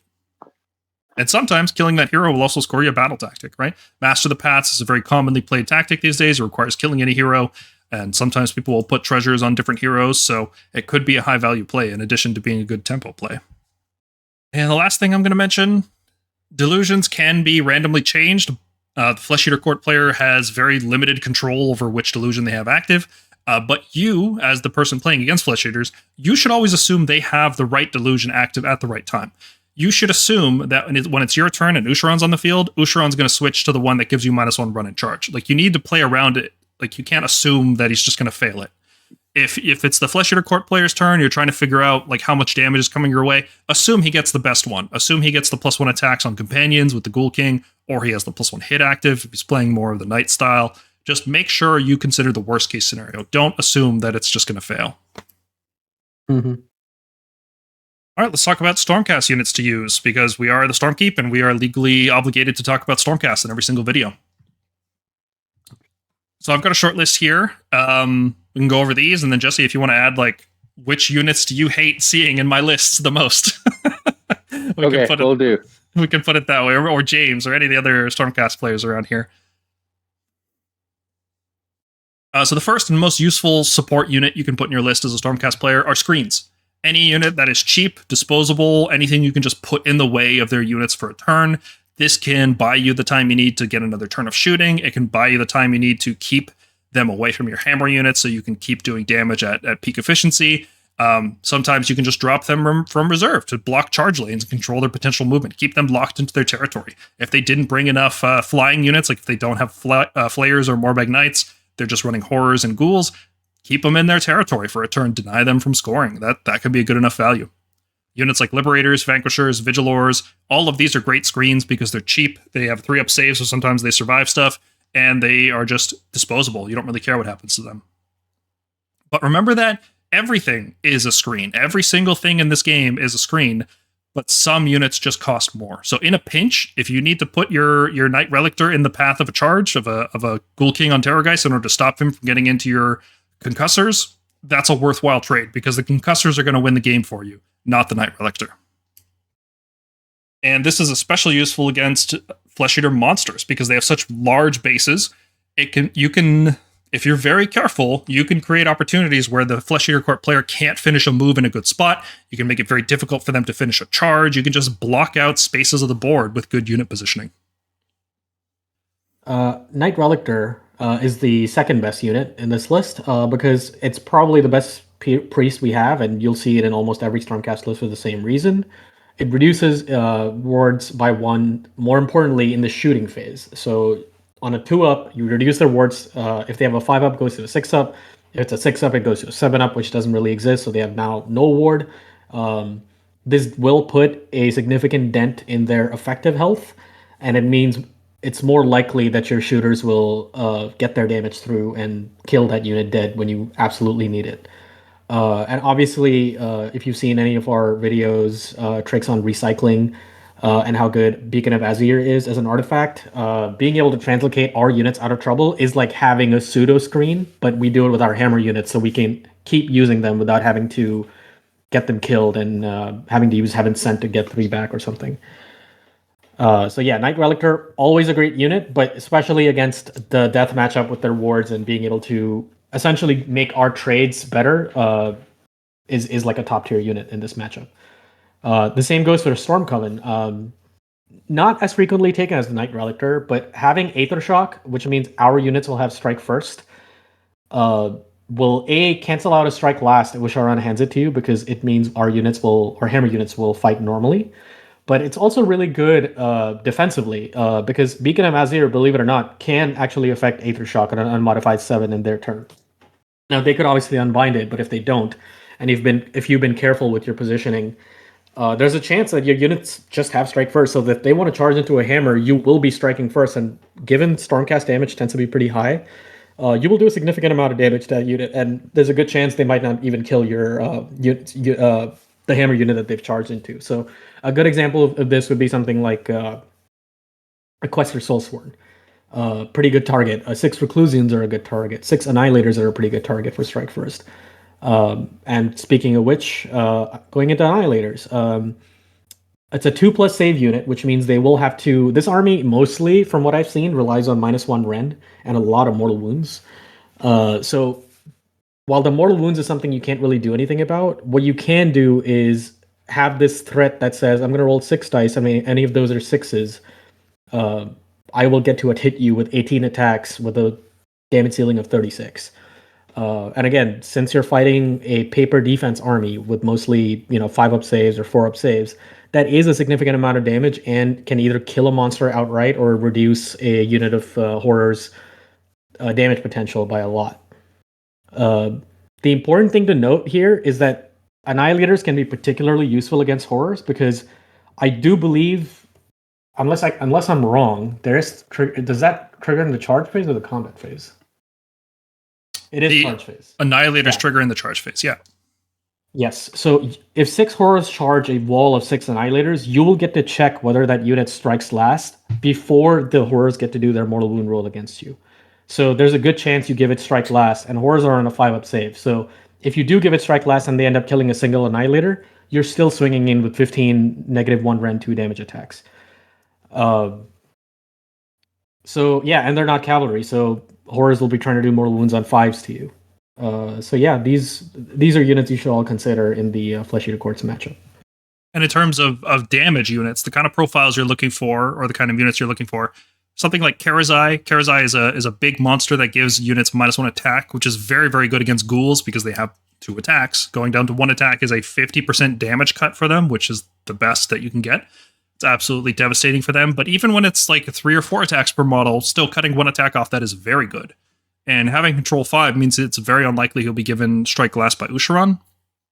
And something I didn't actually write on this list, his rampage is phenomenal into ghouls and Cryptguard, especially if you can disable wards or reduce the wards with the Night Relictor or something like that. Being able to just spit out a ton of mortal wounds because you rolled 40 dice against 40 ghouls and every 5-up is a mortal, and they have no ward, that's pretty dang good. Yeah, I like that. Prosecutors are also another unit I would strongly consider when playing against Flesh Eater Courts, because their 3d6 charge allows you to threaten the Flesh Eater Court player anywhere, which we're talking about how important it is to trade efficiently into Flesh Eaters. They want to hit you first, and then they want to revive their units. Well, if you're throwing away 400-point units in order to kill their 400-point unit, they get to bring half of it back, you're losing that game. And Prosecutors have this unique ability to just do damage reliably from anywhere because of their 3d6 charging and teleports. So you can charge into an enemy hammer unit like 6 horrors, let's say, after debuffing it with the Night Relictor. You can hopefully kill the 6 horrors, and then you can just teleport them away with Beacon of Azir and Translocation. So you've effectively killed a, I think, 320-point horror unit for free.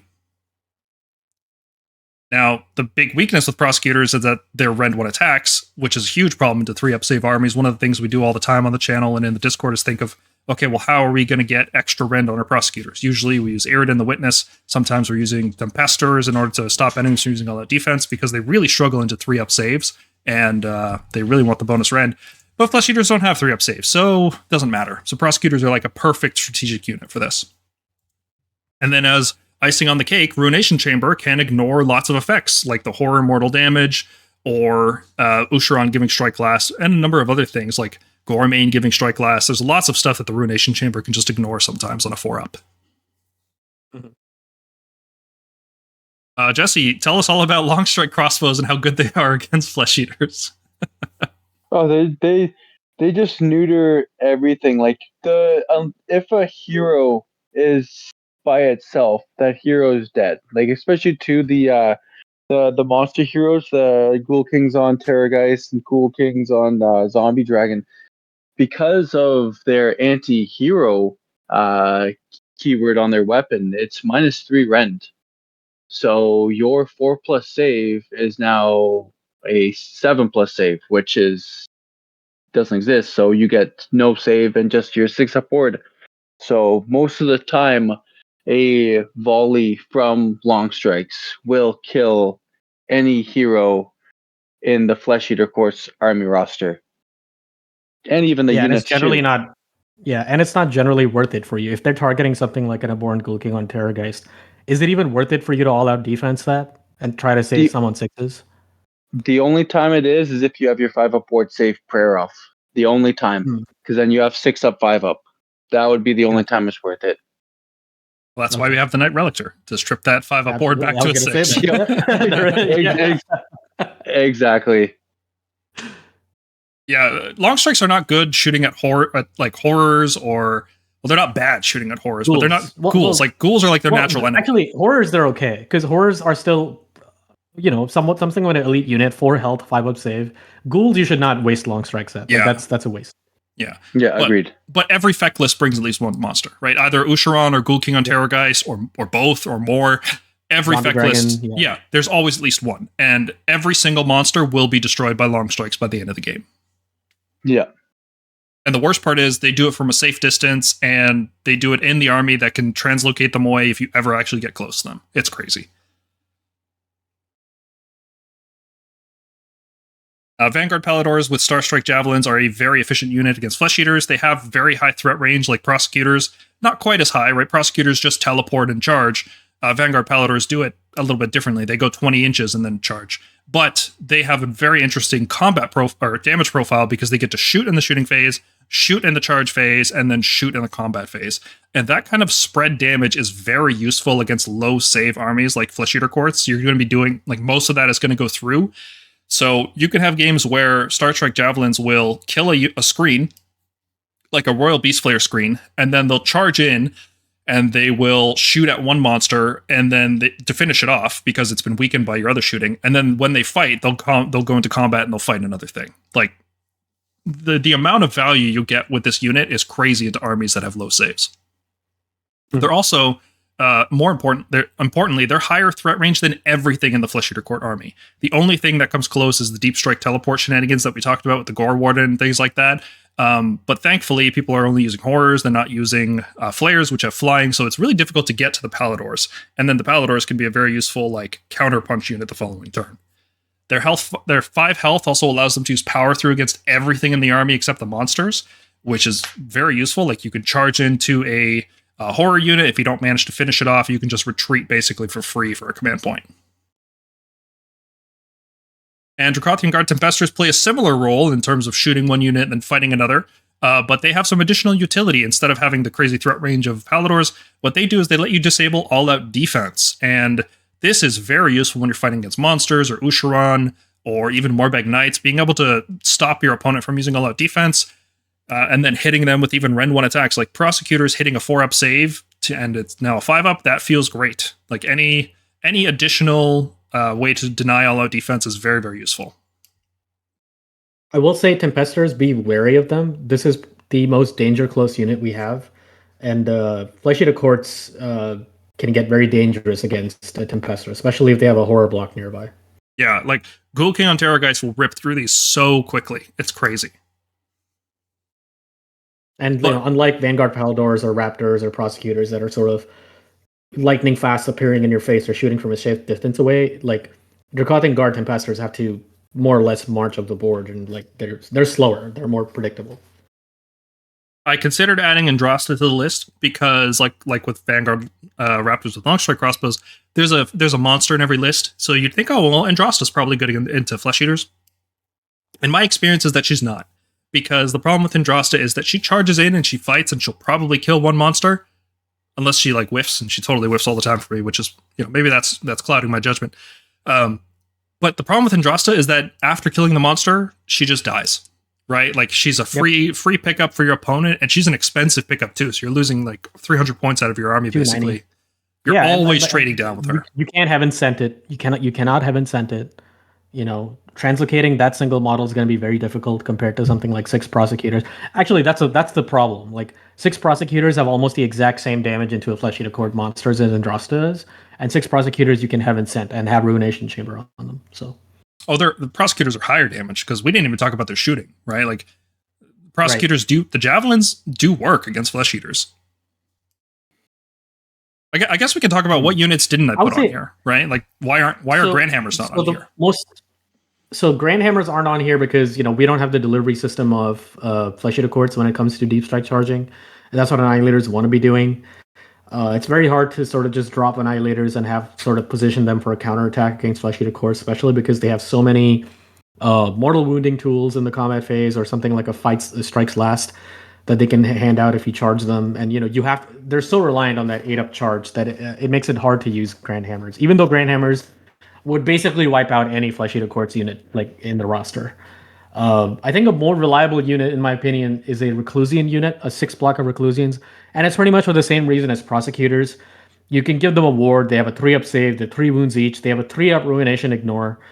There's a ton of stuff you can ignore, and they can just shrug off a lot of the damage that comes in from stuff like Horrors, because Horrors only have -1 Ren. So you can just all-out defense that, and they do mortal wounds, and they have -1 Ren 2 damage, which is always good against Flesh Eater Courts. So 6, like a block of 6 Reclusians is not a bad pick against this army. Yeah. On that topic, the Quicksilver draft, I wasn't going to put on this list, but I think the one unit that would use the Quicksilver draft well is the Reclusians. So the reason I don't want to put it on this list is because there's so many ways for the Flesh Eater Court player to either get strike first or strike last for you that a strike first combo just doesn't actually work properly against this. So like Grand Hammers with a Lord Celestin and Quicksilver draft, that probably wouldn't work very well. Concussors and Lord Celestin on Dracoth probably wouldn't work very well. There's just too many ways they can play around it. But Reclusians being able to work. Yeah. Terminos, because the Reclusians have Ruination Chamber, they can ignore that. So that would definitely work. Yeah. One formation that I never want to touch with Flesh Eater Courts is a unit of 6 Shield Annihilators, 6 Reclusians with a Lord Terminos in the middle with the Quicksilver. It's just you charge in. You have a chance of being strikes last, and then your strikes first. Most likely, you're going to be hitting with everything before I fight. Yeah. The only saving grace there is because they're running Quicksilver, they don't have Beacon. Yeah. How did you like my Annihilator Quester Ball? That one game we played a couple weeks back. Oh, it was good. It was good. I didn't want to touch it. I didn't like. That's the thing. Like, if you roll 1 6 up and I didn't roll a 9+, then it's just there's nothing I can do. Yeah, I'll see if I can find a photo of it, and I'll put that into the video here if I can find it. Okay, what else could be on the list? You'd think Hurricane Raptors could make the list, but I find that their 12-inch range is just so limiting, right? You want to stay away from this army. If you're in range to shoot them with Hurricane Raptors, you're going to get overrun and you're going to lose that unit. It's not a safe trade, and the volume isn't high enough to justify the risk. The rend isn't there too. Like, sure, they're rend 1 against Horrors and Flayers because they're infantry, but you're trying to kill monsters and you're trying to kill, cavalry sometimes. Morbheg Knights can be taken, and they'd return nothing in that instance. Vanquishers. I did mention them in the screen section, but what about as a hammer? Would you consider, like, if you're in a FEC meta, let's say you have like half the matches you're expecting to play are Flesh Eater Courts, would you consider reinforced Vanquishers, or would you still just use I'd even Questers? consider 2 units of 5. I would consider 2 units of 5 even. I think, like, in a meta where you're pretty much guaranteed to hit units like with 5 or more models, I think 5 Vanquishers can even put out a lot of work for like just 100 points. Mm-hmm. What about Stormdrake Guard? They have 5 controls, so they can try to ignore Ushoran strike last. So that's something. They can with the Rampage, yeah, because they can just move back 3 inches out and then stop Ushoran from doing his Rampage and then come in. Stormdrake aren't cavalry, are they? They're monsters. They are not cavalry. They are monster. I think with the Knight Relictor recycling, I think Stormdrakes have a very strong potential. And here's why. Here's another reason why. A lot of the lists that I'm looking at for Flesh Eater Courts are not 2 drops. They're 3 drops. People are getting greedy, trying to bring 2 Abhorrent Cardinals or, something like Ushoran, Royal Terrorgheist, and then Abhorrent Gore Warden. And what that means is a lot of your Stormdrake lists, because they're super, super, super elite, generally 2 drops, tend to have that advantage over them. And Flesh Eater Courts cannot survive a Stormdrake double. Like, that list, coupled with Raptors shooting and the Stormdrake shooting and then charging and fighting, in a double turn is devastating for a Flesh Eater Courts player, at least from what I've seen. Yeah, the only version of Flesh Eaters I'd be worried about with that list would be the Ghoul spam, right? Because Long Strike Stormdrake is just very inefficient damage output. I would say against Ghoul spam, it actually does fine work as long as your Knight Relictor is up and standing. It can always negate the ward. The fact that you can charge into a unit of Ghouls, let's say you're charging and going up against Cryptguard, right? You can just use Stormbreak shooting to delete the hero that's giving them a 5 ward, and then go in and kill them. Against Ghouls, you use the Knight Relictor, and your Rampage, the one where you can get Draconic Onslaught, the one where you can end up 3 inches out in combat, means Cryptguard cannot strike first against you. Cryptguard can't strike first. Horrors can't mortal you. Ushoran can't strike last you. No Rampages work against you because they all rely on being in combat. Yeah, that Rampage is really good against Flesh Eaters, now that I think about it. Mm-hmm. Plus, you have Lightning Echelon as a backup. If that, if nothing else, you always have a strike first on a 3-up when you charge. So meaning Ushoran gives you strike last, no worries, I'm still, fighting normally. Well, what about Stormstrike Paladors? With all the infantry in this army, it's all infantry and monsters, basically. Ren 2 on a fast chaff unit is pretty decent. Maybe as min squad units, but I think Stormstrikes just need to be cheaper. Like, they're suffering from this. I know this is not a Stormcast thing, but like Gorgruntas, for instance, are like a good unit now because the damage isn't great, but like they're getting efficient for their points because they're 160, I believe now. I think Stormstrikes could probably drop another 10, and maybe then I'd consider them in this matchup. All right, well, Jesse, what do you hate playing against? Anything that we didn't mention? Nothing that you haven't mentioned. Like, pretty much it's like Annihilators for the 2+ save. Obviously we have the crit mortals, but if our crit mortals don't go through, most of our stuff is only bringing you to a 3+, which you guys have a lot of ways of giving yourself multiple +1 to save. Vigilors are definitely like a staple because of you getting easy access to +1 to hit. The Knight Relictor for the -1 to ward. It's pretty much just everything that we've already gone over. Like, I wouldn't add anything else into it other than the ones that you already have here. Okay, right on, man. All right, so let's go and look through a sample FEC list to see what you might likely encounter when you go up against this list competitively. Obviously, this is just an example of such a list. This list essentially has many variations. What we're going to lay out for you guys is the shell that you're likely to encounter and what they filled that shell with, I guess, the tasty filling. So this one belongs to Dennis Osterman, who just went 7-1 with this list at the World Championships. And as you can see, Ushoran, first of all, the battle formation, Impassioned Serfs. This obviously, I think, gives the Cryptguard the anti-pylon. So if you charge them, they can disable your pylon for a CP. I could be wrong about that. But no, that's right. That's right. Is that what that is? That's right? Okay. The manifestation lowers Aether Rot energies. It's free, although I probably would have gone to the FEC one. And the battle tactics are Master of the Paths and Restless Energy, two of the most common battle tactics you'll see. Onto the list, the 2 common units in this list, the ones you will find in, I would say, 90%, maybe 95% of all lists. Ushoran and the Abhorrent Ghoul King on Terrorgheist. Ushoran, because he's an excellent wizard too, he's a beatstick, he manipulates their delusions, and the Abhorrent Ghoul King is one of the best monsters in this game in terms of pure raw damage. And the command traits and the heroic traits and the enhancements that's it's been given only to make it stronger and healthier, I guess. Accompanying the Ghoul King on Terrorgheist is Zombie Dragon. Sometimes you will encounter this as another Royal Terrorgheist or a Zombie Dragon, depends on the player. And 6 Crypt Horrors are the other major hammer units almost every FEC player uses because they're so efficient, and especially against cavalry. Sometimes you'll just delete cavalry without ever starting combat attacks. So that's the basic shell. Ushoran, either a Abhorrent Ghoul King on Terrorgheist or Zombie Dragon with an accompanying lone Royal Zombie Dragon or Terrorgheist, 6 Crypt Horrors. And then they tend to basically navigate between Cryptguard, Flayers, Crypt Ghouls, and then the Abhorrent Cardinal sometimes is replaced by Gore Warden. Or Ushoran or Abhorrent Ghoul King will sometimes take basically like a lieutenant level hero and give them charnel vestments to turn them into a priest if they want to go 2-drop.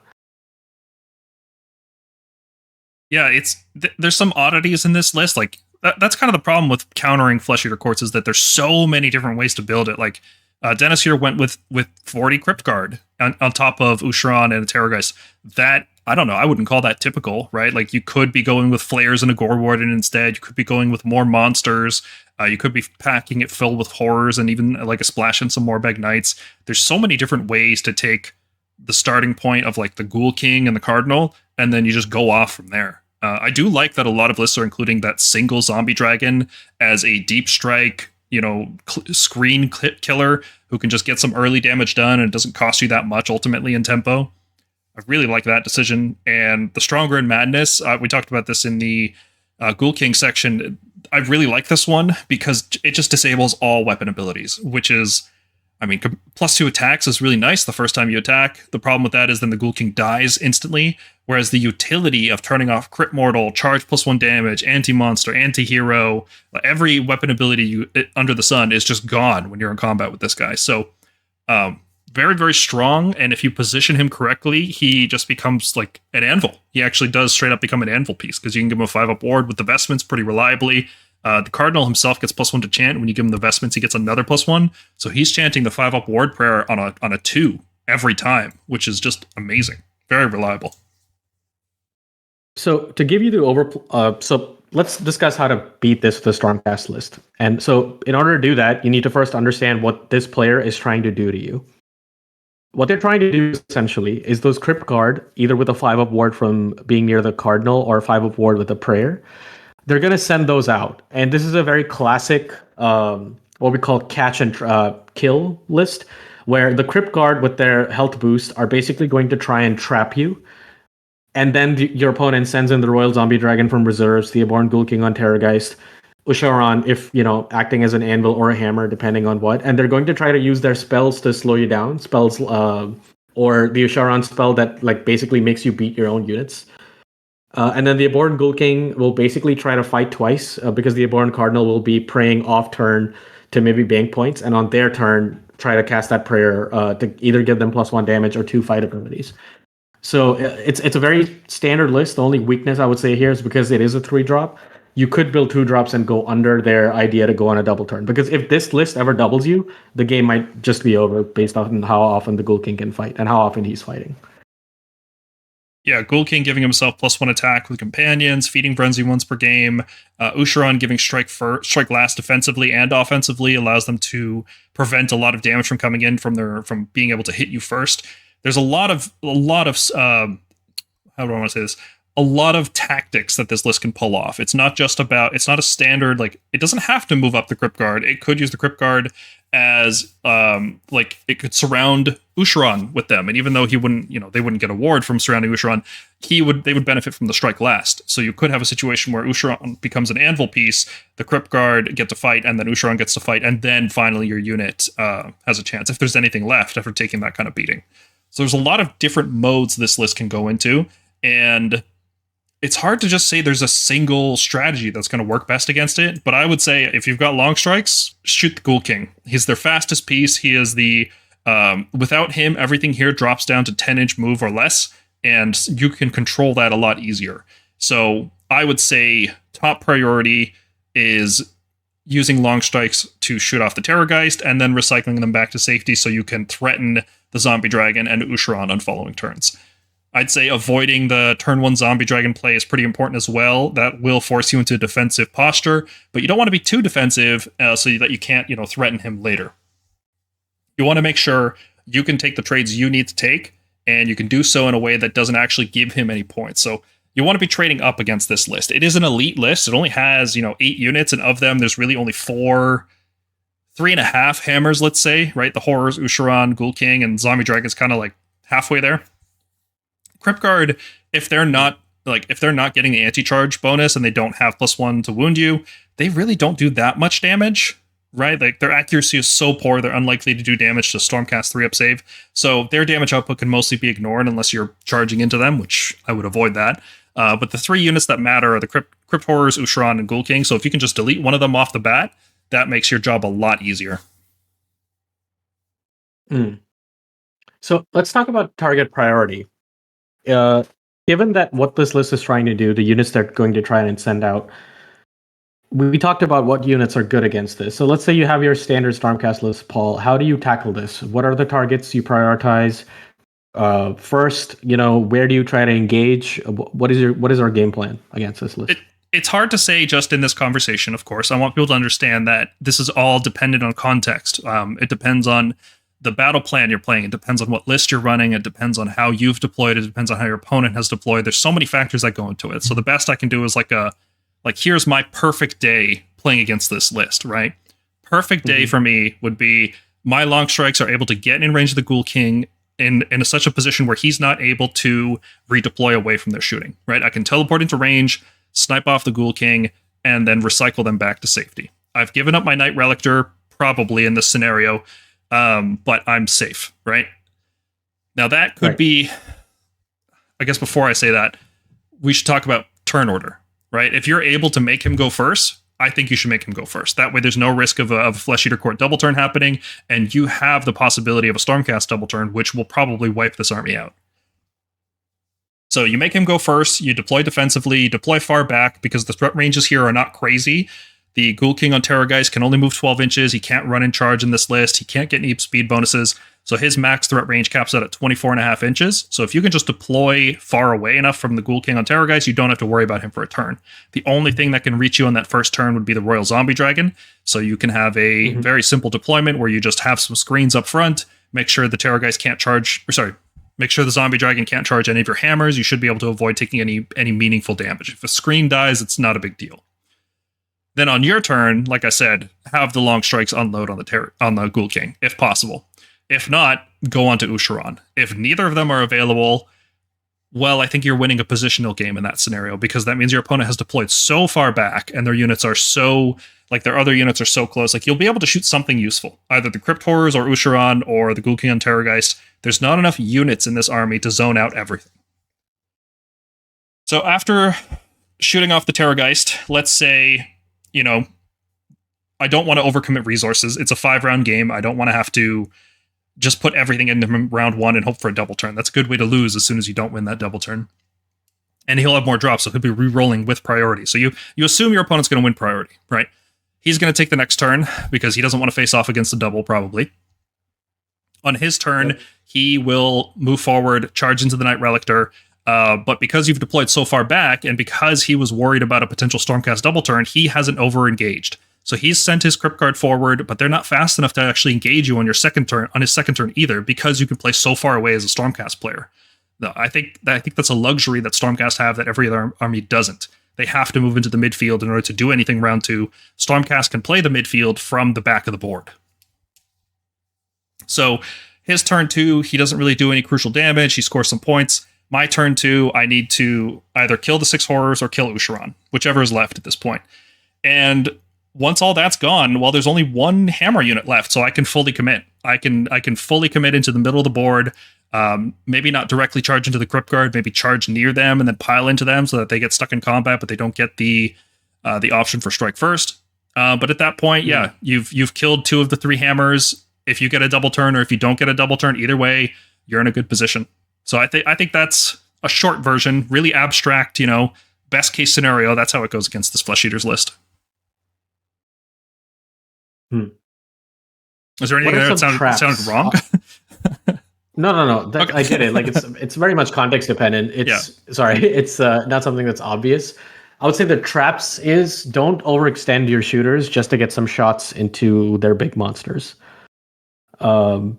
Recycling is a very powerful tool that we have in our back pocket, but don't try to alpha this army. Sometimes taking it slow and seeing how they position and trying to counter that is a lot better than just you trying to bull rush this army, because if somehow your plan doesn't work out, it can go really horrible really quickly. Yeah, I would say charging the Cryptguard is pretty much a trap. That's still 61 attacks. Even if it's on 4s and 4s, it's Ren 2. 61 attacks is scary against Stormcast. Yep, especially, I think they have crit auto wound. Yeah, they do. Yeah, that is scary. Yeah, so when they have Strike First and Ren 2, yeah, you don't want to charge into that. So the Cryptguard are so slow, you can mostly ignore them. The Stormcast the Stormcast win games by killing enemy hammers, because the way Stormcast win is by having 1 hammer unit alive at the end of the game, and your opponent has 0 hammer units alive. That's the win condition for Stormcast. So what we want to do is always trade up, trade safely, minimize our losses when possible, but understand that we do have to take losses, and it's a matter of getting more value out of those losses than our opponent got. And when it comes to Flesh Eater Courts, they get a lot of value if they get to hit you first. So playing defensively, playing out of their threat ranges is very, very important. Making sure you can deny them that initial value. Like, if you play it properly, these Crypt Horrors will never get into combat. You will shoot them down before they actually get into combat. Same with the Ghoul King, same with Ushoran, if you do it properly. The Cryptguard will get into combat, but they won't be enough on their own to do anything to you. Yep. Another common trap, I would say, giving them a charge bridge using your Knight Relictor when you go to recycle. Like I mentioned, you want to put your long strikes into play and then have the Knight Relictor nearby to recycle them. But sometimes that's just going to give him a unit to charge into to get deep into your lines. And you don't want him getting deep into your lines. You want to keep your distance. You want to keep him more than 20 inches away at all times. And that's hard if you give him something to charge into. But if you can constantly make him go first, avoid the Flesh Eater Court double turn, I think you're going to be in a great position. Because as long as they have predictable movement, which is one turn of movement, you can predict where they're going to go and you can not be there. It's okay to sacrifice victory points early on. You don't need to max score every single turn of the game. The goal is to win. It's not to get a max score. Agreed. One last thing I think we can consider is looking at your opponent's tactics. In this case, they picked Master of the Paths and Restless Energy. And those are the two that I'm most familiar with because I pretty much stick them in every Stormcast list. And Stormcast have actually a pretty good time not giving up Master of the Paths because we can hold our heroes back. They're not very useful for us, right? Like, they don't need to be on the front line. They're generally a more supporting role. If you're running something like Karazai or Star Drake or something, you should be careful so you're not giving away tactics early. Restless Energy can be very difficult for Flesh Eaters to score in the early stages of the game. Later stages, when they have a unit they can revive, they can pretty much score Restless Energy anytime they want because they can just revive units onto an objective that you've left open. And Stormcast typically do leave objectives open. We like to reposition our army, leave things open, bait opponents to standing on them. Just know that they will get easy score tactics for Restless Energy later in the game. The sooner you kill one of the units that can be revived, the easier you make it for them. So I think it could be the play where you hold off killing the Crypt Horrors or the Cryptguard until, rounds 4, even if you can make it that far. But the later you kill them, the less likely they are to score the first part of Restless Energy, and that means it's going to be harder for them to score all 3 parts of Restless Energy. So that'll do it for this episode. We haven't done a How to Counter in a while, so please let us know down in the comments what you guys thought about this. If you want to see more, we're already working on the next one, but let us know which factions you find to be quite a problem. We're looking for this series to mostly counter like tricky armies that have a lot of unique gimmicks. If it's just like a move forward and hit you army, well, maybe we'll talk about those too. Let us know down in the comments below what you want to see. All right, Jesse, thanks a lot for coming on, man. I'd love to have you on the podcast. It's great to hear your voice as a monster truck player. That's certainly not something Stormcast usually do, so it's good to have a new opinion on the whole thing. Thanks a lot for coming on, man. Thanks for having me. And from everybody at the Stormkeep, that'll be it for this episode. Thanks for watching, and we'll see you in the next one. Yeah. A little more effort, Magonk. Oh, see you guys later. Thank you. I'm not going to edit that out.